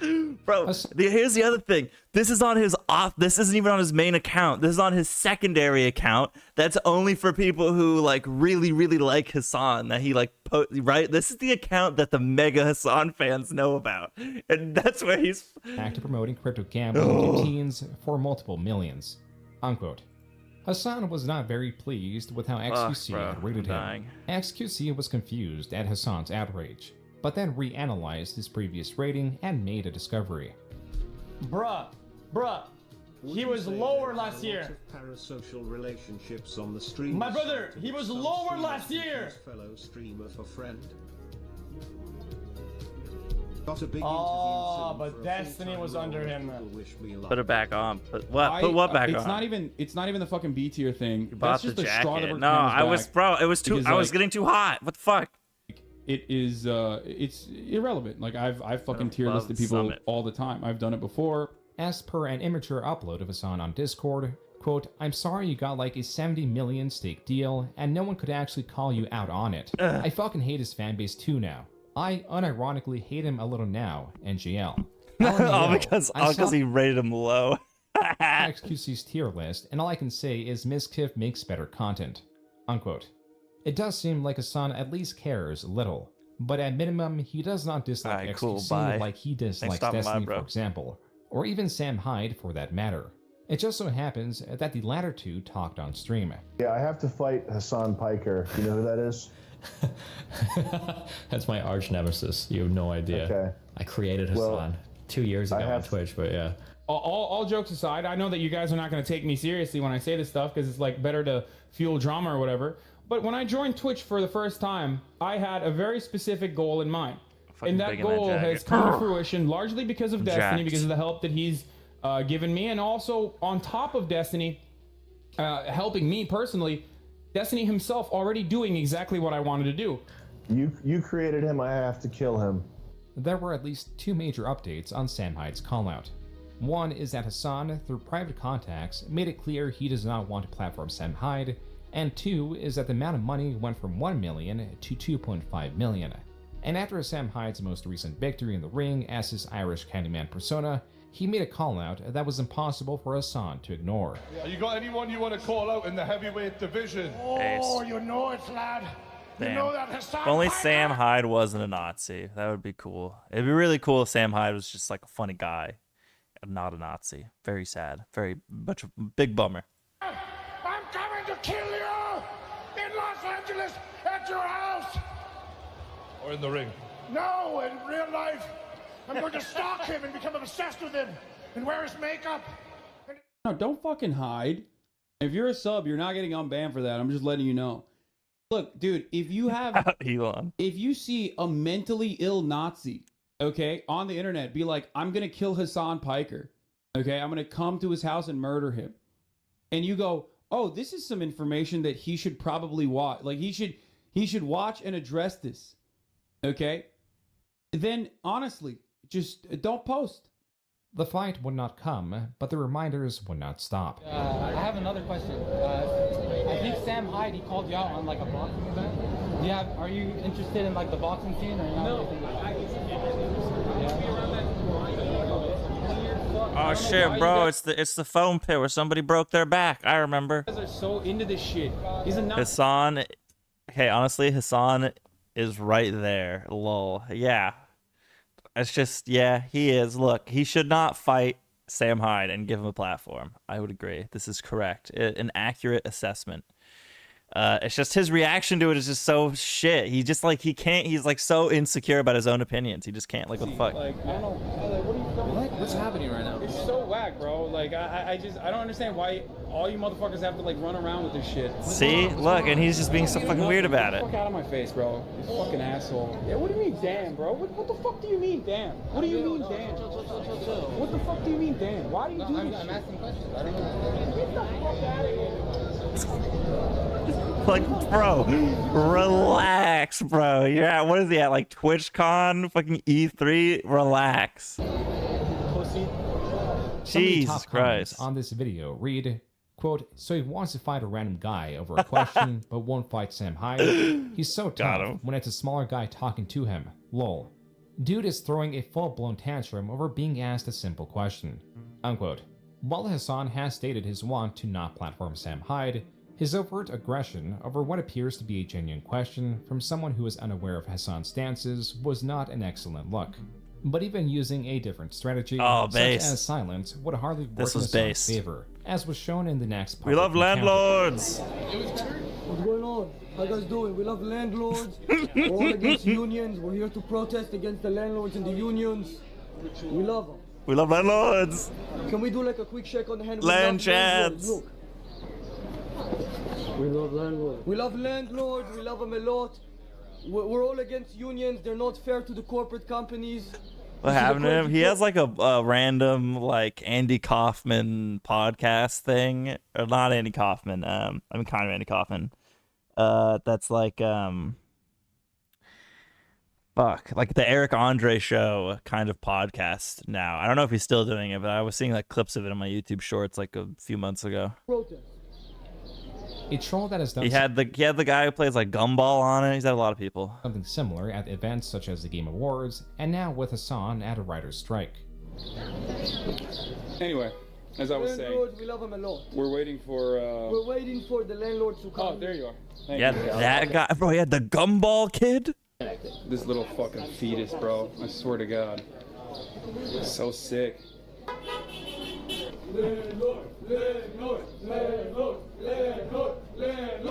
This is who Hasan was in 2023. You know that the Gumball guy had a beef with Dream? Wasn't the Gumball guy said the N-word or something weird? I don't remember. Yes, I remember. Yeah. Can be quick to anger, but it is also that passion behind him that some seek. Yet he knows well enough, at least for the most part, when to be calm. Not the like F his slur. conversation with Andrew Tate, where the passive insults had Tate so uncomfortable and unable to retort that he had him removed from the show. But then again, moments like these are less serious. Even though the influence of the people he interacts with is considerable, all those interactions mean nothing in a grander scale. A grander scale like the Israeli-Palestinian conflict. This is a far different beast. One that even saying it is highly contentious does not do justice to how sensitive it is. One that Ethan and Hasan were foolish to think things could remain cordial while discussing the heaviest of subjects. I do want to make something very clear at the top of the show here, is that I've seen a lot of people expecting us to come froth and argue and our friendship is going to end and the show is going to end or something like that, and that's foreshadowing. I'm sorry to disappoint you guys, but that's definitely not what we're planning on doing here. It's not going to happen. The following stream was only 11 days later. Something that I need to discuss with Hasan, but I do feel like I'm probably going to pause leftovers for the time. 11 Ethan, it was 11 fucking days? That's crazy. And frequently delves into political That's conversation crazy. as his mainstay content is on internet drama. Hasan, on the other hand, mainly covers politics, and as such, he was day in and day out covering developments in the conflict. The way that he covers this, that I What think side? is fucked. So he H3H3 basically thinks Israel has a right to exist. Like, he doesn't like the government of Israel. He doesn't like what Israel's doing, but he's like, Israel has a right to exist and there should be a two-state solution, which is that's the reasonable side to be on. Whereas Hasan is like, Israel is genociding the Palestinians and there shouldn't even, like, it should be destroyed. That's like basically his opinion. Fucked up. And Or that, like, Israel shouldn't defend itself at all against people who are bombing Israel. Because, again, you always have to, I'm going to just hammer this shit in. You always have to go back to the oppressor-oppressed dichotomy that exists in Hasan and, like, people like him's brain, where it's like the Palestinians are oppressed by the Israelis. So the Palestinians, whatever the Palestinians do is resistance. Whatever the Israelis do is oppression. So it's like, if the Palestinians fucking on October 7th kill a bunch of people and abduct a bunch of hostages and rape people, this is acceptable because they are being oppressed and they're just fighting the oppression. Like, if Jews were revolting in the ghettos, would you be mad at how they treat the Nazis? Like, that's what they're gonna fucking say to you. And yeah, so it's basically just like everything Palestine and Hamas does good, everything Israel does bad because oppression, and that's it. Understand that him and a lot of people are upset about what's happening because it is horrible, but at the same time, But I encourage you to look into where Hamas was Yeah, it's firing. retarded. You fucking shit! You garbage, monstrous scumbag! You garbage, monstrous scumbag! You said IDF didn't bomb the hospital, and then you said it did, but Hamas was firing rockets from it in the same 2-minute time frame. So why did you fucking lie at first? Huh? Why did you fucking lie? How can you live with yourself? by the way, for the record, the IDF did not bomb that fucking hospital. You genocidal piece of shit! Right, they didn't. Why did you do that? This is the kind of thing that happens when people rush to cover breaking news and do not carefully weigh in not just the facts, but the lack of them. And it was not just something Hasan was guilty of, as even major publications were incorrectly reporting on information to get the story out first.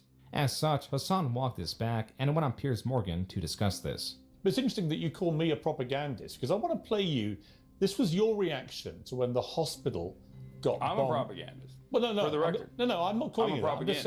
propagandist. I'm just saying. I'm going to play you. I'm saying I am. Okay, well then I want to I'm play. saying I am. I just before want to you put even play it. Okay. Perhaps the point Hasan was trying to make was that all publications, as people do, have an inherent bias. Even machine learning has a bias dependent on the information it is fed. But conversely, Hasan has an over 10-year career in politics. He has a degree in political science and knows the difference between bias and propaganda. Bias is inherent and can be at times difficult to perceive. Propaganda by design distorts the truth to promote a position. It actively undermines conversation and can make sensitive issues worse. Propaganda more easily exists in political spaces as a reinforcement of bias. What happens when you try to use propagandist tactics to undermine and/or defeat someone you know nothing about? This exact thing happened when Hasan debated Willie Mack. If there has to be a singular piece of evidence that contains all that makes Hasan unlikable, controversial, poisonous to himself and those around him, it would be this just over hour-long debate. On that note, here's the Willie Mac Show. What's up, Willie Mac Show? Hey, what's up, Hasan? So I am not very familiar with what you do, but I believe you've done a couple videos. Why does Hasan even have this guy just fucking vaping in the background? Like, what the fuck? How dog shit I am, I think, right? You want to turn on your camera, by the way?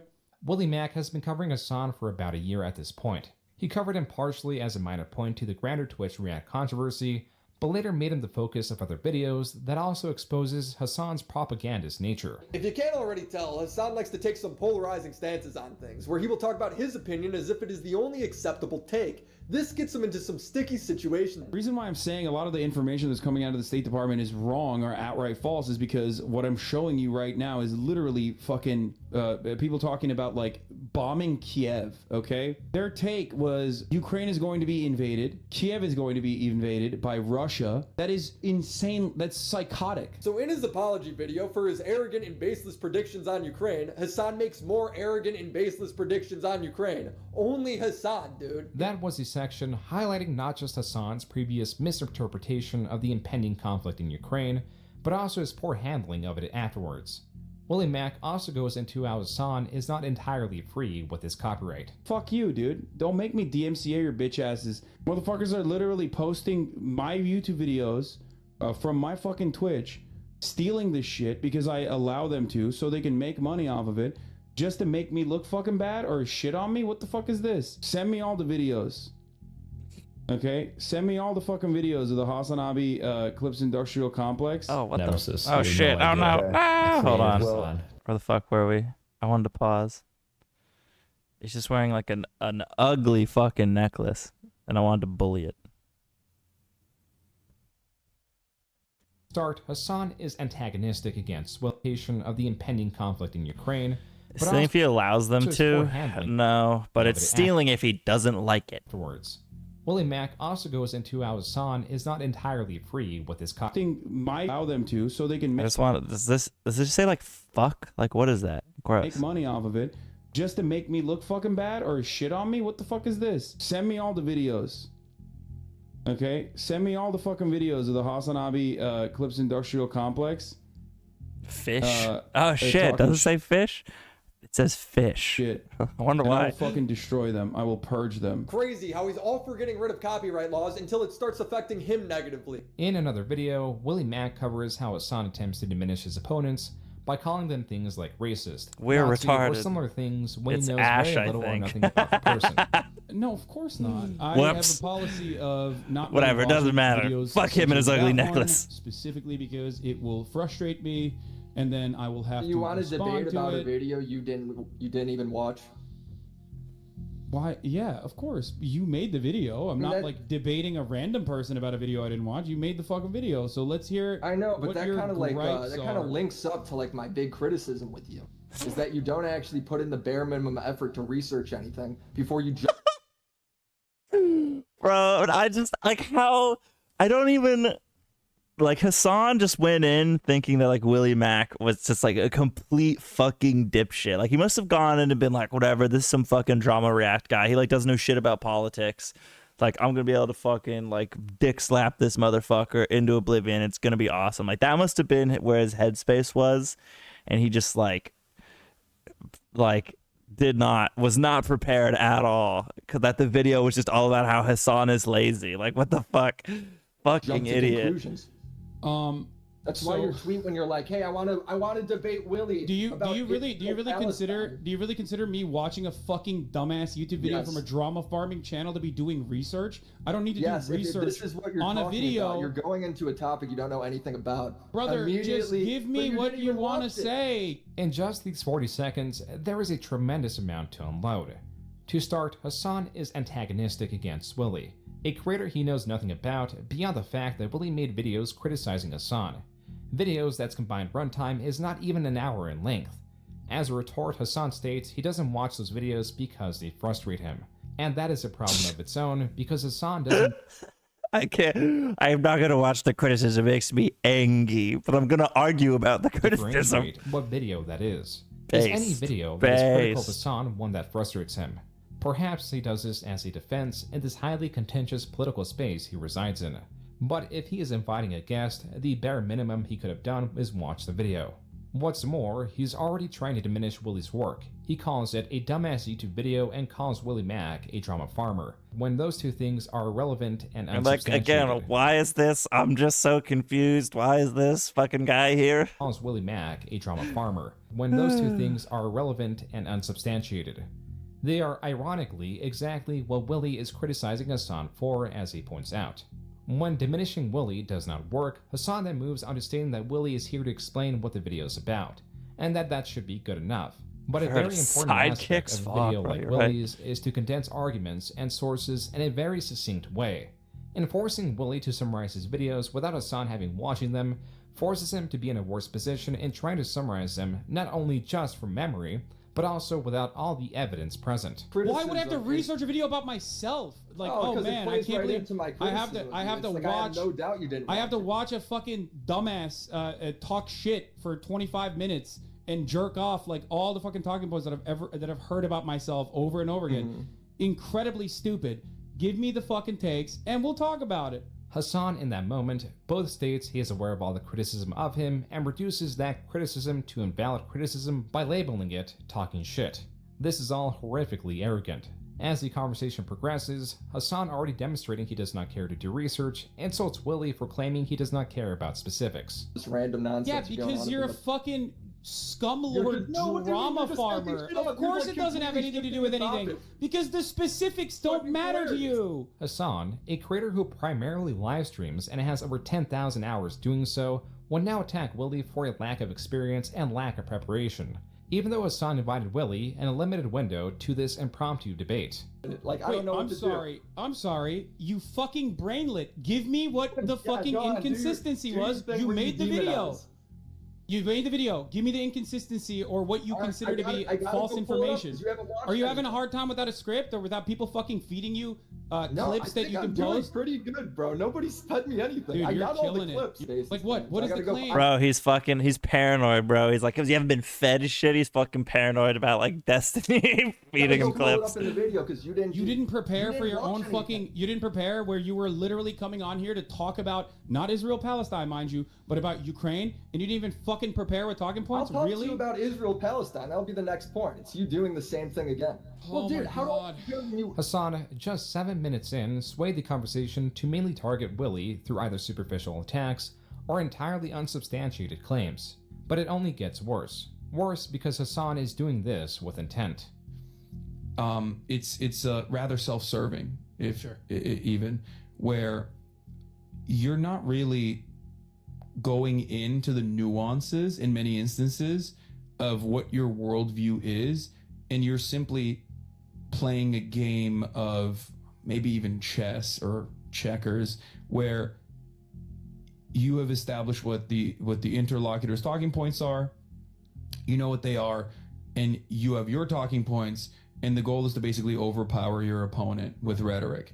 Are you trying to link me your video? I'm not going to watch your video. Just say it with your mouth, with your words. Go ahead. I have to watch my video to see what my receipt is because this is a year old. Right? I didn't know I didn't know where. You don't even know your own video. You don't know the contents of your own. Bro, it's just crazy that he's saying you don't even you didn't do any research, and then he didn't do any research on Willie Mack at all. Like, what the fuck, bro? Video. I made it a year ago, bro. You think you're doing a good job right now? Do you think you're doing a good job right now defending your position? Hasan is now attacking Willie for not remembering the entirety of a year-old video. This could have been avoided if Hasan watched the video, but then again, Hasan would not be able to force Willie to summarize the video and put him in a worse position recounting it. This is highly manipulative through Hasan's point, and may be typical in a political discussion when the admittance of lack of information is I know, damning. dude, it's not even 18, it's 17 minutes and 29 fucking seconds. And this man streams for 18 hours a day. Like, what the fuck? In this case, it only damages Hasan. No. Willie No Show, give me the second talking point. If you're not this fucking passionate about the subject, then you're basically admitting that you're a fucking bottom-feeding drama farmer. The arguments that Hasan is making are absurd. Yet he continues to press on until Willie realizes what is going on.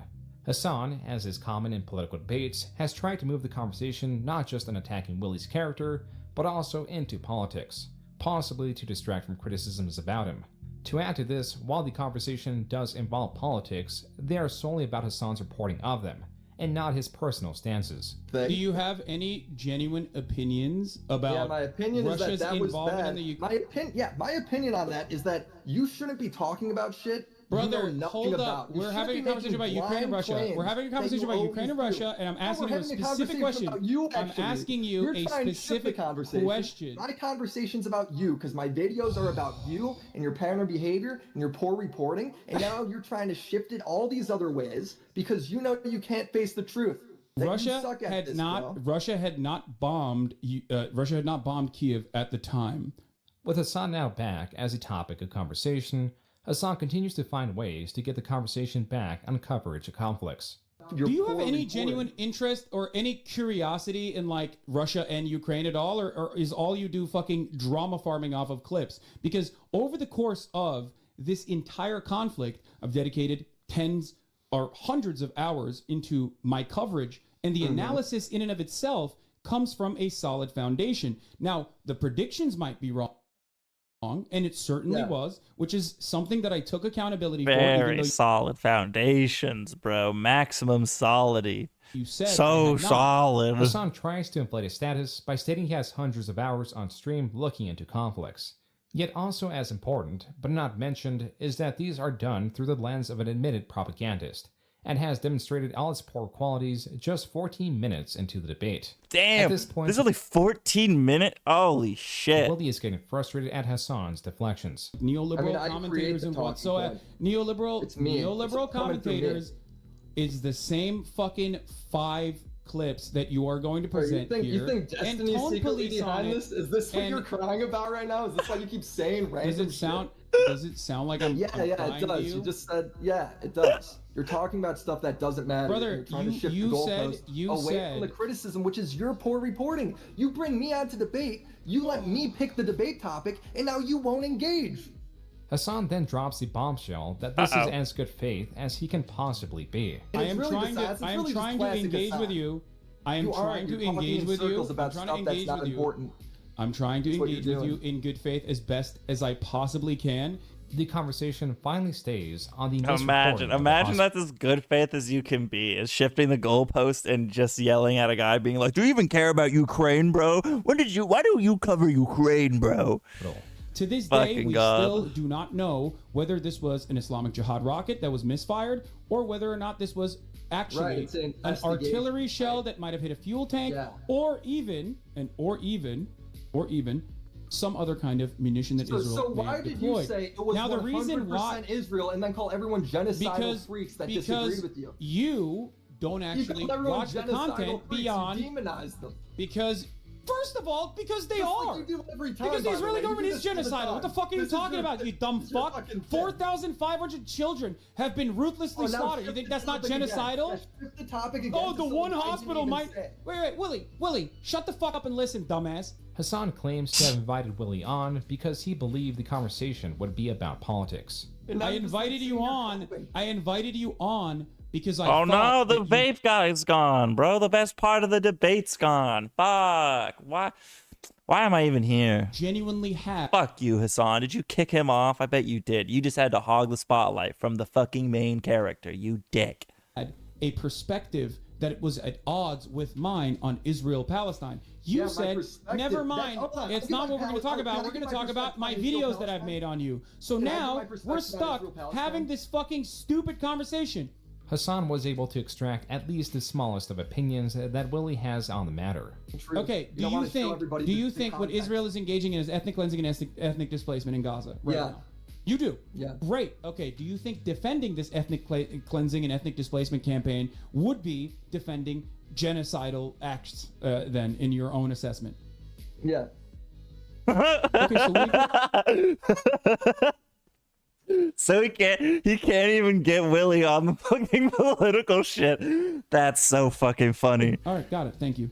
I know, Move the on from criticism is your reporting, it's not that, bro. Yeah, got it. You care more about I care about the doing a truth good in job because journalism. you Okay, got ran- it. you do. I'm You're glad we agree on it at radicalizing least. people when you're I'm wrong. glad we agree on it. You I'm glad we radicalize agree on it. people when you're Okay, wrong. The conversation then lands. Yes, bro. I thought suddenly like, oh fuck, oh shit, and he has like instantly like just take a hard turn into something else because he's like, I can't wait.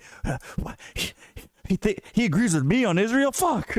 On how Hasan's words may affect his audience. That's so goddamn funny. How Ethan of H3H3 has been receiving harassment. The question I asked you was, do you feel like your audience acts that way towards Ethan? Because you act like that towards everything. Okay, but you feel on about moderation. Okay, if my audience is acting that way towards Ethan, okay, but you feel like it's but my because you audience, play a so role.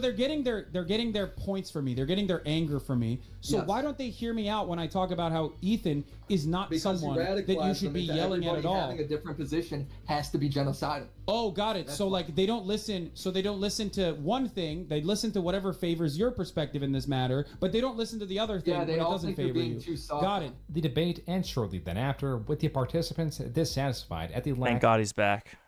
of a conclusion.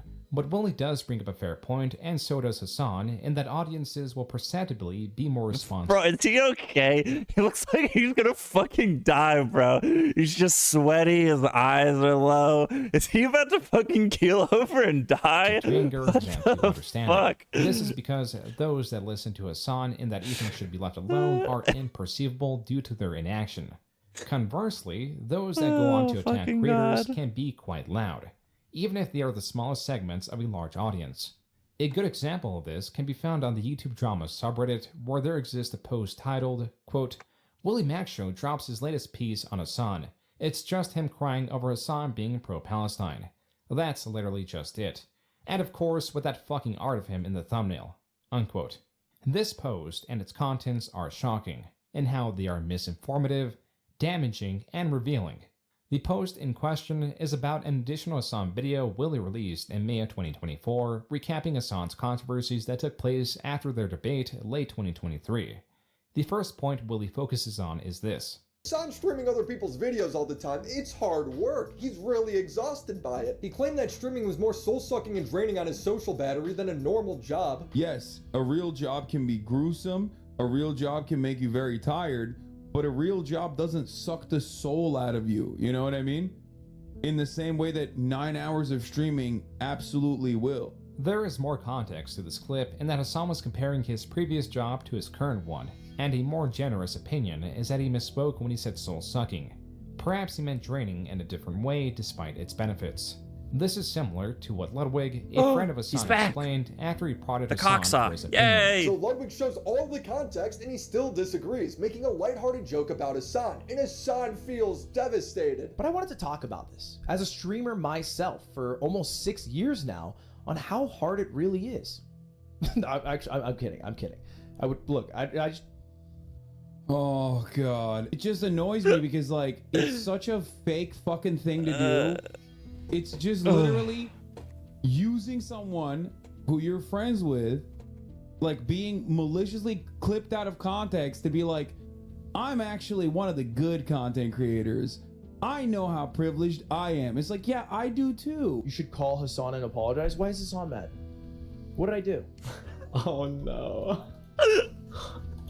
Fucking fan. What did I do? Because my mobile mail. To call Hasan, he's crying unironically.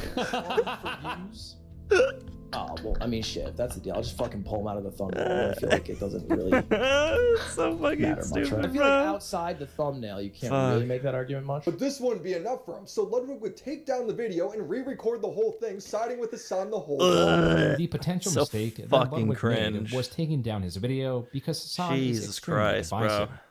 Hasan's friends walk a very thin line because even a retweet from Hasan will displease some.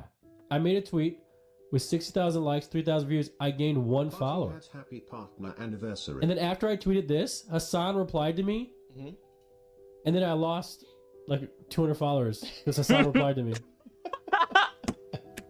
But for being like in his general. Yeah. Bro, he lost 200 followers because Hasan interacted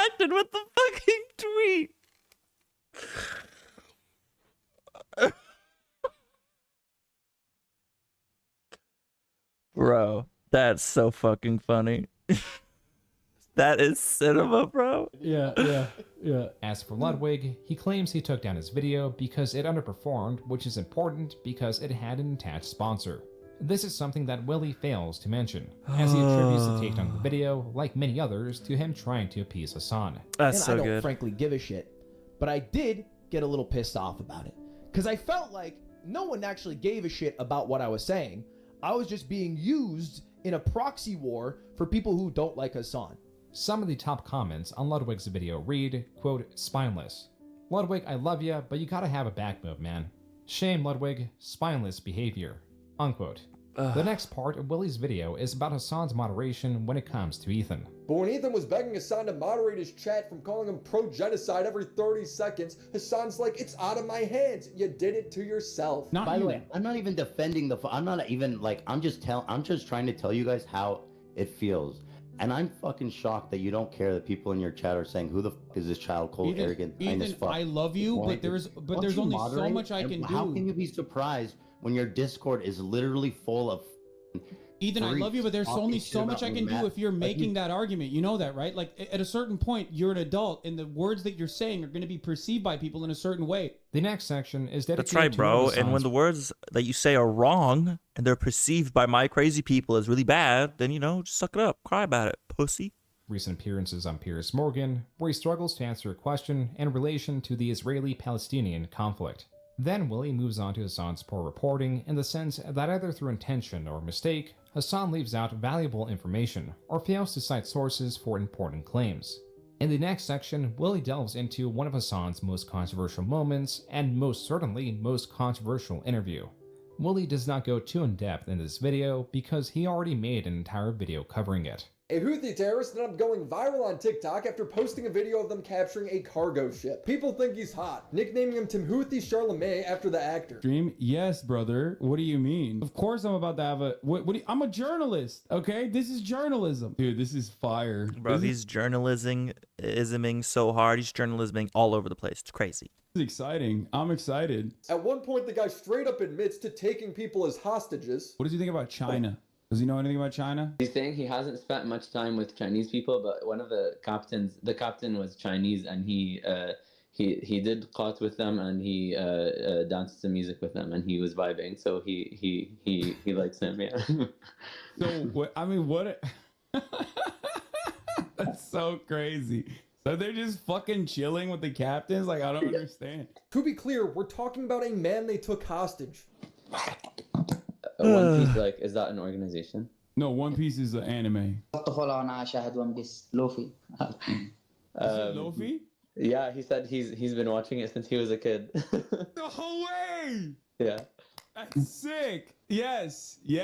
That's fire. That's so fire. Oh my god. Bro, he's just like Luffy, bro. Community support what the Houthi are doing, which is attacking commercial vessels. Dude, we think the Houthis, Ansar Allah, is doing what Luffy would do. You should tell him that. Hasan runs out of anime questions to ask this guy immediately. As Willie points out, this is at the center of the criticism. Hasan tries to defend his interview under the guise that it is journalistic. Yet his support betrays that, and undermines the severity of what this person is doing by comparing him to Luffy, a cartoon character that Hasan both loves and has a very interesting opinion about. First of all, Luffy is a terrorist. He is. What does he have to... I haven't watched One Piece. A little strange opinion to hold. Dumbasses that consider him to be a terrorist. What does he think about that? That's come on. Turkey. Yeah. This is crazy. What do you mean? I'm just fucking chilling. We're just vibing. This all goes back to why people dislike Hasan. This is not considering dislike for his political leanings, his origin, or his status, even though Hasan enjoys attributing all criticism to those reasons. People more and more dislike Hasan because of his mistakes. Not so much because of the mistake, as being live for 3,000 hours a year will produce many mistakes. It is an inability to acknowledge he made an error or why people see it as such. And this interview is a perfect example of that. How you did it. Hasan would get so much pushback for this, he'd revert to the Hasan classic. Imply that everyone's Say, call me a terrorist. The problem is not that you interviewed him, it's how you interviewed him. Gave me chicken and waffles with the Nazi vibes. That's great. That's a great question, or that's a great point to raise here. Except, this person is not a Nazi in the United States of America. He's not a Nazi in Yemen either. You are suspecting him of being that because you're primed into assuming that this 19-year-old is straight up a Nazi. He's giving you Nazi vibes, I guess. Yeah, bro, I wonder why. I can't do anything to help you. This kid's TikTok has him calling people a son of a Jew as an insult. He posted to Twitter, the meaning of Houthi is a title and it is not something to fear. But for the Jews, they are very afraid of this title, and Hasan's community defends him. Son of a Jew is a popular slang among Arabs. Jew in most Arabic dialect means stingy. It is racist and very stereotypical, but it's a word that completely lost its meaning, and most people have been using it blindly for decades without connecting it to the Jews. Even several months in, with Hasan...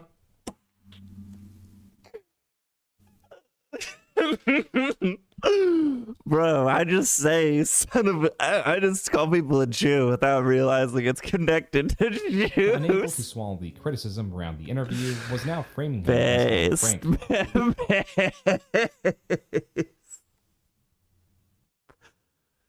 Fucking He was like God. 19 at the time. That's so funny. Which means that for most of his life, he has withstood genocide, right? Like he is a person whose only experience is like, it's literally like talking to fucking Anne Frank, basically, okay? Being able to talk to Anne Frank. This all ties back to Willie's video. Hey, you need to stop drinking. This makes me cringe. Boycott. Wait, is it? You're preaching pro-Palestine and you're drinking with this boycott stuff, please, Hasan. At least pretend. Do it off stream, please. Okay, I'll put it in. She's like, please, just pretend to care. Bro, that's so fucking... it makes me cringe so fucking hard. And she's even like, you can keep drinking it, but just do it off stream. Like, holy shit. Like imagine having a fan say, fuck, bro. Have any of you ever said that to me and you meet me? Hasan, and he's like, sure, that's my I won't do anything, but you never know. I might do something. No soda, Hasan. I didn't know it was like that. I'm trying to stop it, You hosted him in his home and I watched you on stream drink hosting. It's your house. You get to say no. Hasan's annoyed here, but he created it. Willie also covers a time Hasan laughed at a cop getting shot. But Willie does fail to provide the context that it was another cop trying to shoot a dog, but accidentally struck an officer who survived the wound. Finally is the infamous J-Dam clip, where Hasan assessed the type of explosive used solely on the noise and explosion it made. All of this and more was condensed in Willie's 52-minute long video. It was not a video criticizing Hasan's politics, it was a video criticizing Hasan. This is why this Reddit post that got 531 upvotes is maliciously wrong. Not just in the title, but also clear by the comments that mostly focus on the thumbnail, as it is likely as far as the majority of commenters got with interacting with the video. And then there is this. Quote, I'm not the biggest Hasan fan either, but Willie Mac Show is an dishonest opportunist who jumps on whatever drama he can find to quickly make some easy money. His videos are sensationalist garbage. The things he quote-unquote reports on are grossly blown out of proportion, and sometimes he straight up gets the facts completely wrong. Unquote. This commenter fails to provide any evidence of such a thing, and believes Hasan won the debate against Willie. And then there is another post talking about the conflict. Quote, so I don't really care if Willie Mac is mean to Hasan or says Hasan doesn't do research. I disagree, and I think it's stupid, but so what? Unquote. The commenter then states Willie is doing genocide denial for covering Hasan's poor coverage of the bombed hospital. This is interesting because, as a reminder, Willie has stated he believes what's happening is genocide. Do you think when Israel is engaging in its ethnic cleansing and ethnic displacement in Gaza right now? You do? Yeah. Great. Okay. Do you think defending this ethnic cleansing and ethnic displacement campaign would be defending genocidal acts then, in your own assessment? Yeah. How can this make any sense? Willie has made great effort, time and time again, to make it clear that he is criticizing Hasan for his manipulative tactics and being a propagandist in the sense that he'll warp the truth or trounce on the character of someone to distract from their arguments? The answer is what this entire Reddit post is. A post alongside lying entirely about the video in the title has comments that are both unengaged with the video and comments desperately trying to defend Hasan through his politics alone. Quote, I think Hasan is kinda cringe, but any creator out there speaking up about Palestine deserves nothing but respect, IMO. Hasan and a few others are raising a lot of money for Palestinian children. More like silly wax show, frankly, IMO, IMHO, unquote. This is a highly dangerous viewpoint, but more accepted in politics. Thank you, However, Reddit. Fuck, somebody give that man Reddit gold. Give him an updo. When someone is so controversial, it spreads and destroys those disinterested in the chaos, the problems become too large to ignore. This built a divide. A hatred of Hasan and a hatred of those that criticize Hasan for any reason. A hatred of anyone that is friends with Hasan regardless if they share his viewpoints or not. This horrific turmoil is what is behind the quote-unquote Twitch adpocalypse. To start, Hasan's new peak of controversy was not without consequence. In the peak of the Willie Mac Show coverage, and with similar videos coming out against Hasan, his viewership fell to its lowest point since 2021. But 2024 was an election year. A year that historically has been great for Hasan, and this year was no different. On the day of the election, Hasan broke a new viewership record of 331,000 live viewers.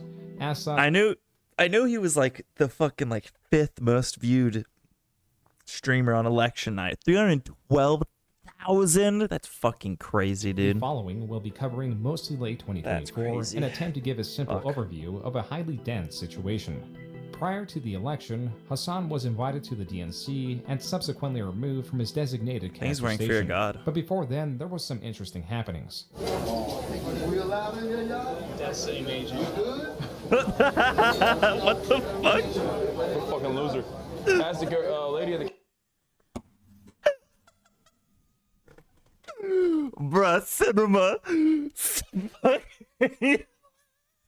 Okay, don't do that though. That's fucking weird. You shouldn't harass people in real life. That's strange as fuck. But also, that was hilarious. Jesus Christ. Oh, bro, drive-by Destiny made you. Holy shit. What the That was fuck? the best thing. She said curse breaker. There was also his reaction to this media bias chart. I think it's crazy that they put me below, like they're saying like InfoWars, OAN, and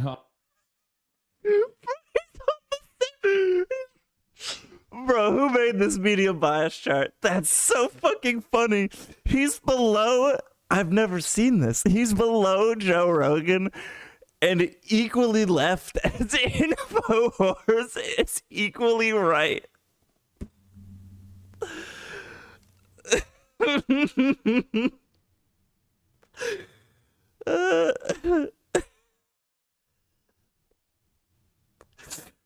Bro, that's so fucking funny. That stings. Bro, he's below Ben Shapiro and Fox News. He's below Breitbart. Oh, stop.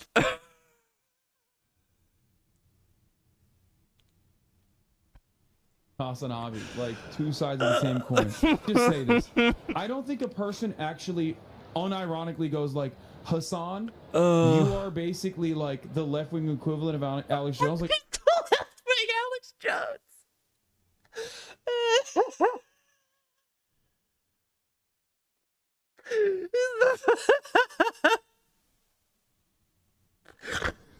Oh my fucking god, bro. Barstool Sports. Fucking Barstool Sports. A fucking sports channel. Stop. Shut the fuck up.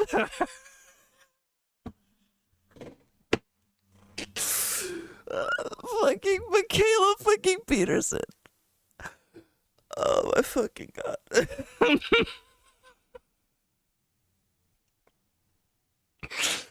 Bro, you know he's fucking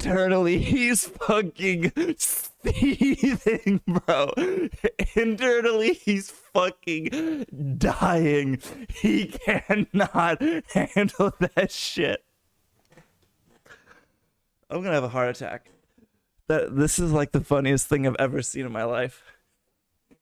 He's fucking below Sean Hannity. I need to like recover. Oh my god, dude, my sides. I'm like, oh Jesus God. Like, I know that like Destiny's community tries to say that all the time. Hasan, a self-labeled propagandist, is surprised at this chart's rating. Unrelated to I'm the literally gonna DNC, die. there was a clip going around of Hasan playing a Houthi propaganda video to a friend and walking out of the room. Oh, you want to see a Houthi musical? Do you want to see a Houthi musical? These were the people that the Saudis were killing, by the way. Just so you know, these fucking musically gifted individuals. These musically gifted individuals. It's so funny, man. You know what their slogan is, right? It's like death to America, death to the Jews, Death to Israel. death to Israel. A curse upon the Jews. Based. Yeah, that's correct. More accurate than mine. Sorry. In this video are banners that state, "A curse upon the Jews." A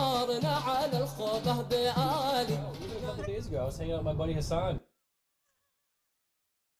Just fucking left him. He fucking Hasan couldn't even stay to watch the propaganda. He had to put on the fucking chair cam with his Oh my god. Oh my god. Stop. Bro. Dude, how do you do this? How do you do this to a friend, bro? Imagine if somebody just left like a fucking like Nazi rally video on, or all the Nazis are singing the German national anthem. Like, look at the old Germans. They were a musical people. Oh my god, dude. I was hanging out with my buddy My Hasan, sides. and this Fuck. guy unironically put a terrorist propaganda music video on and then left the room. And I was just like, and the thing is, like, in hindsight, it's hilarious, you know. But at the same time, I'm like, what is going on here? This is wild to me. The Twitch apocalypse can be summarized with this video. Happy birthday to you. What the fuck? Happy birthday to you. Bro, we're never beating the Hasan runs Twitch allegations after this. This is crazy. The most rabid Redditors just clipped this, and they're going to use this permanently to be like, see, I told you, he's got banning powers. Happy birthday, dear Hasan. This is crazy. Quote, not a gamer himself, Clancy mostly watches musicians or talk shows on Twitch. He particularly enjoys leftist political commentator Hasan Piker, who has 2.5 million followers of the platform. Unlike the frankness and bluntness, Clancy said, he's comfortable saying what he believes. Unquote. While it may be nice to be more personable as a CEO at a company like Twitch, Hasan, like many others, understood in that moment there needs to be a line. YouTube, for example, is often seen as incompetent, because in many ways YouTube is. It appears to favor certain creators above others because in some ways it does. But the important part is, the creators and viewers can attribute YouTube's decisions as incompetence rather than bias.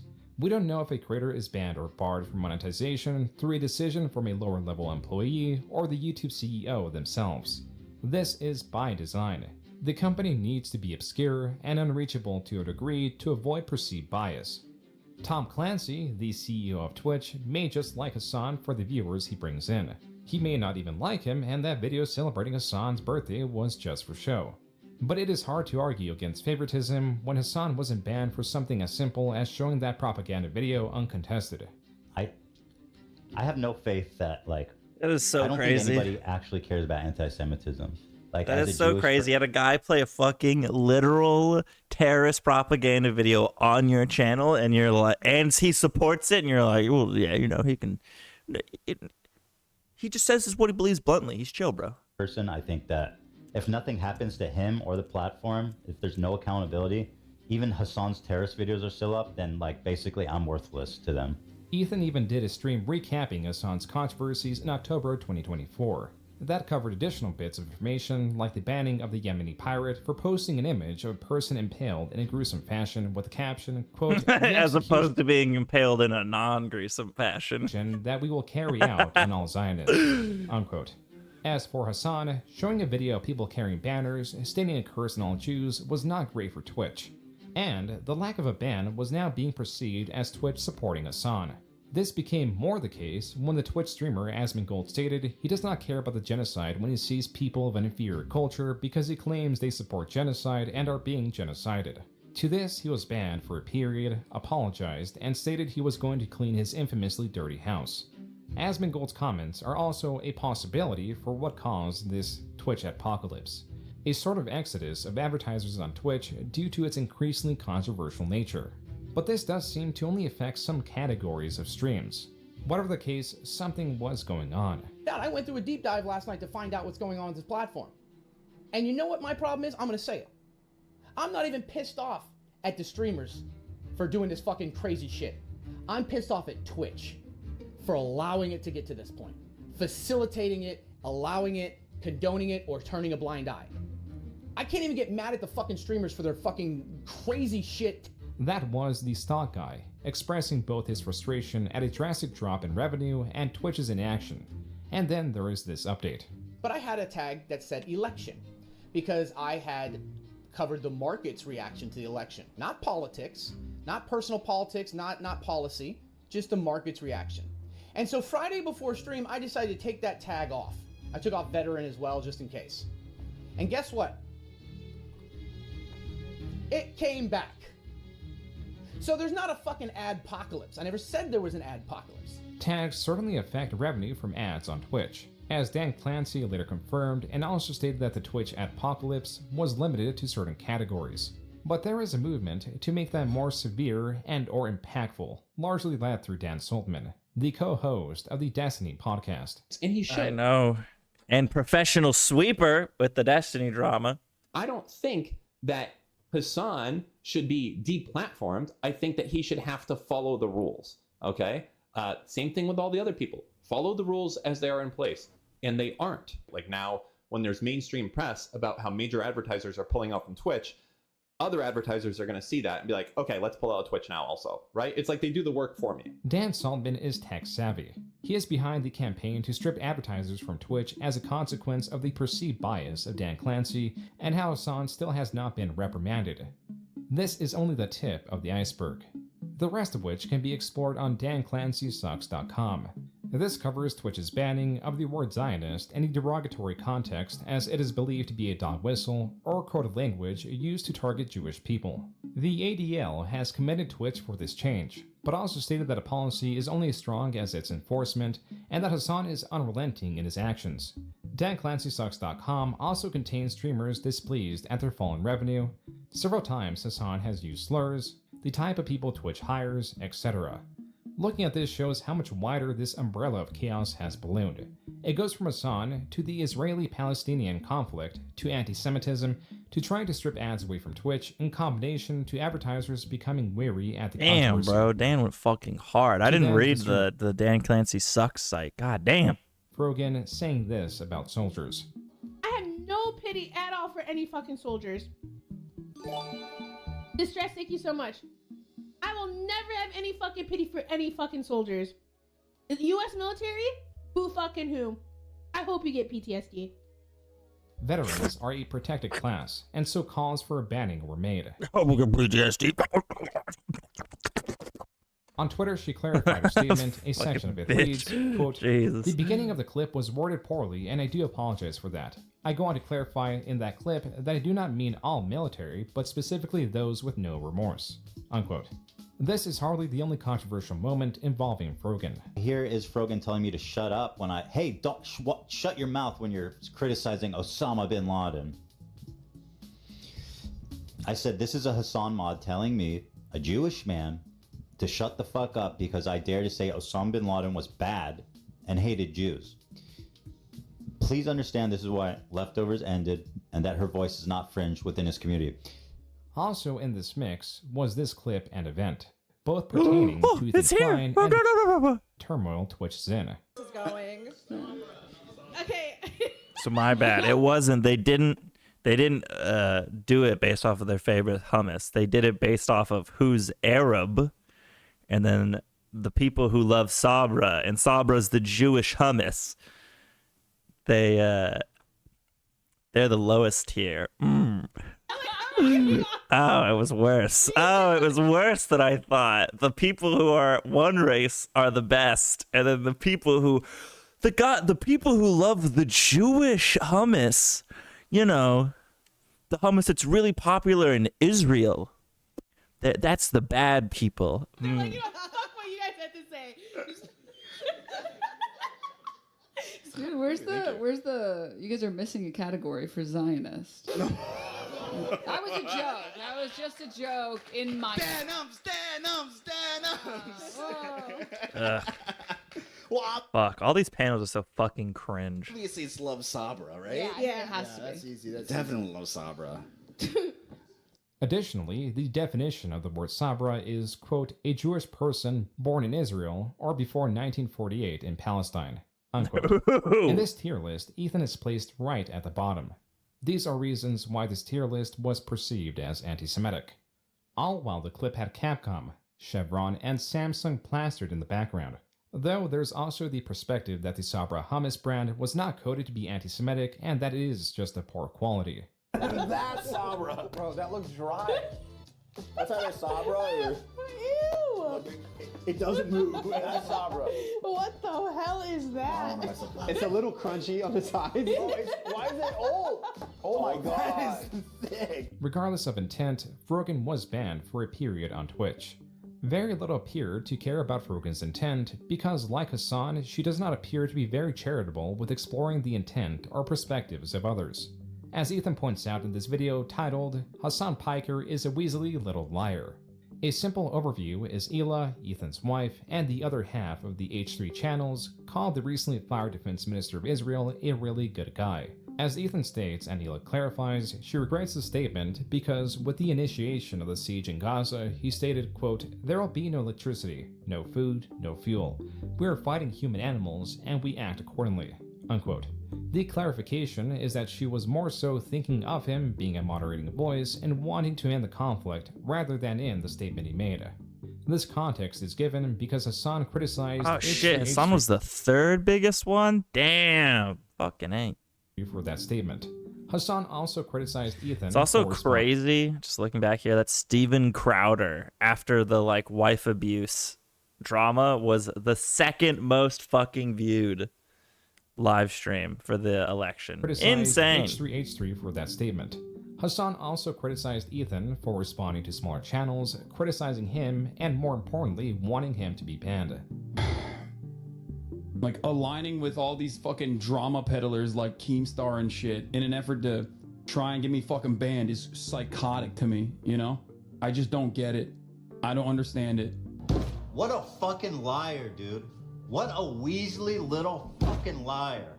Look at, these are all conservative shitbags. These are all people that I disagree with and have openly said terrible things about, including Keemstar. So like the way that he singles him out and says, oh, Ethan is co-signing Keemstar, he's a fucking liar, dude.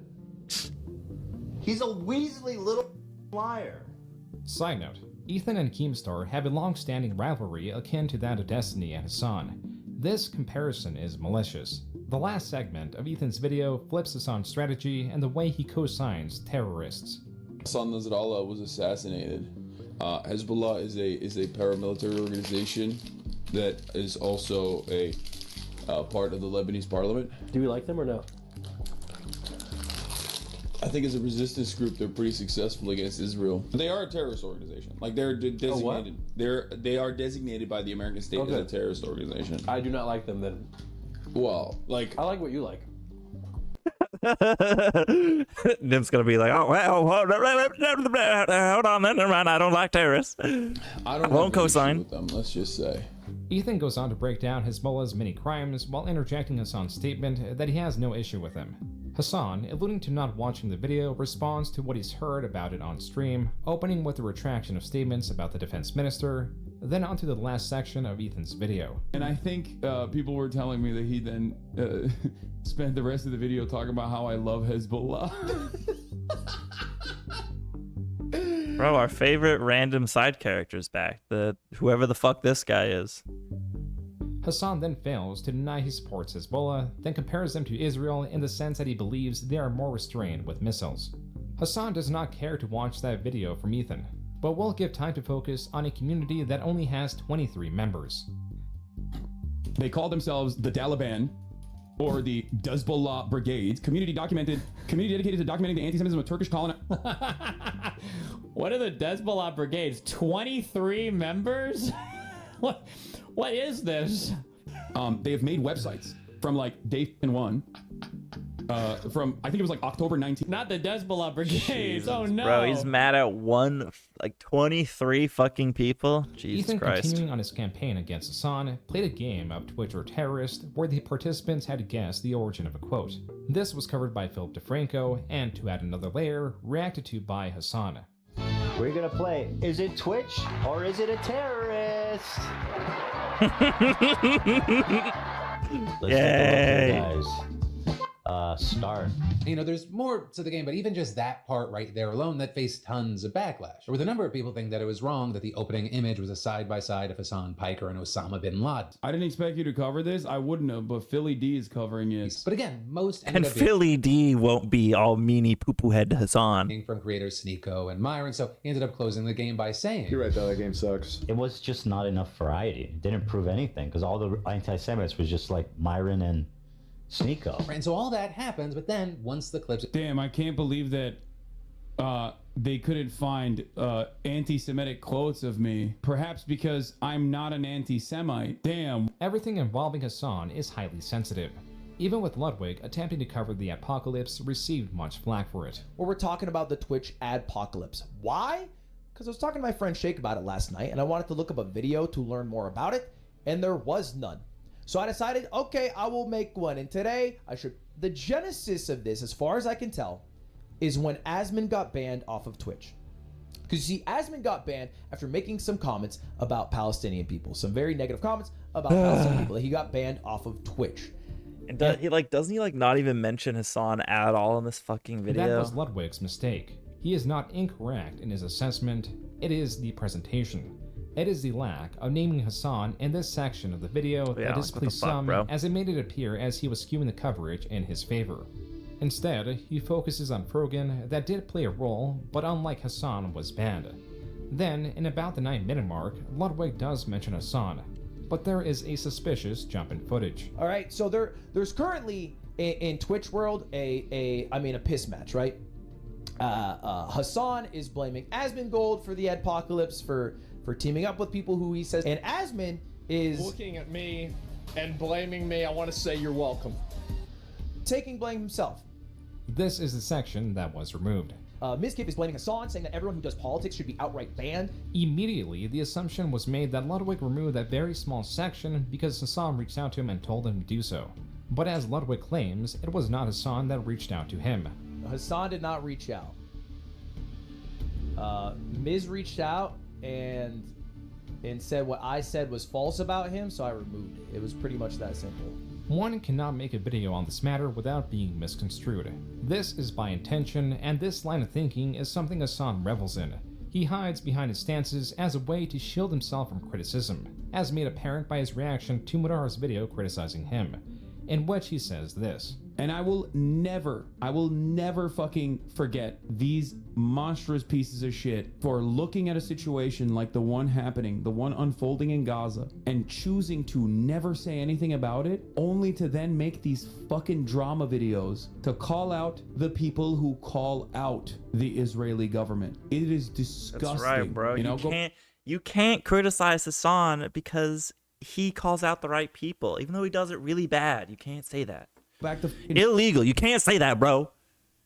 He has the right opinions, so fuck him. Fuck all the other people. Cancel culture. Even though he also has the wrong opinions, but whatever. Hasan believes he should be immune from criticism because he calls out the Israeli government. Hasan strategically diminishes criticism by labeling it something as reductive as drama. He is a propagandist, which is antithetical to conversation and the reason why there is such a high level of distrust in this space. From the lack of belief of Ludwig's intentions to the smear campaign against Willie, Hasan is divisive, destructive, arrogant, and damaging to anyone around him. He is the most controversial streamer who cannot accept the most minimal criticism. For all these reasons, this was a video critical of Hasan and not his politics. Based. Good video. Clap, clap, clap, clap, clap, clap, clap. Fantastic. Excellent. Excellent video. Hey guys, don't forget to like and subscribe and hit that notification bell. And make sure you follow my Twitch accounts, that way you can tune in live next time. Thank you.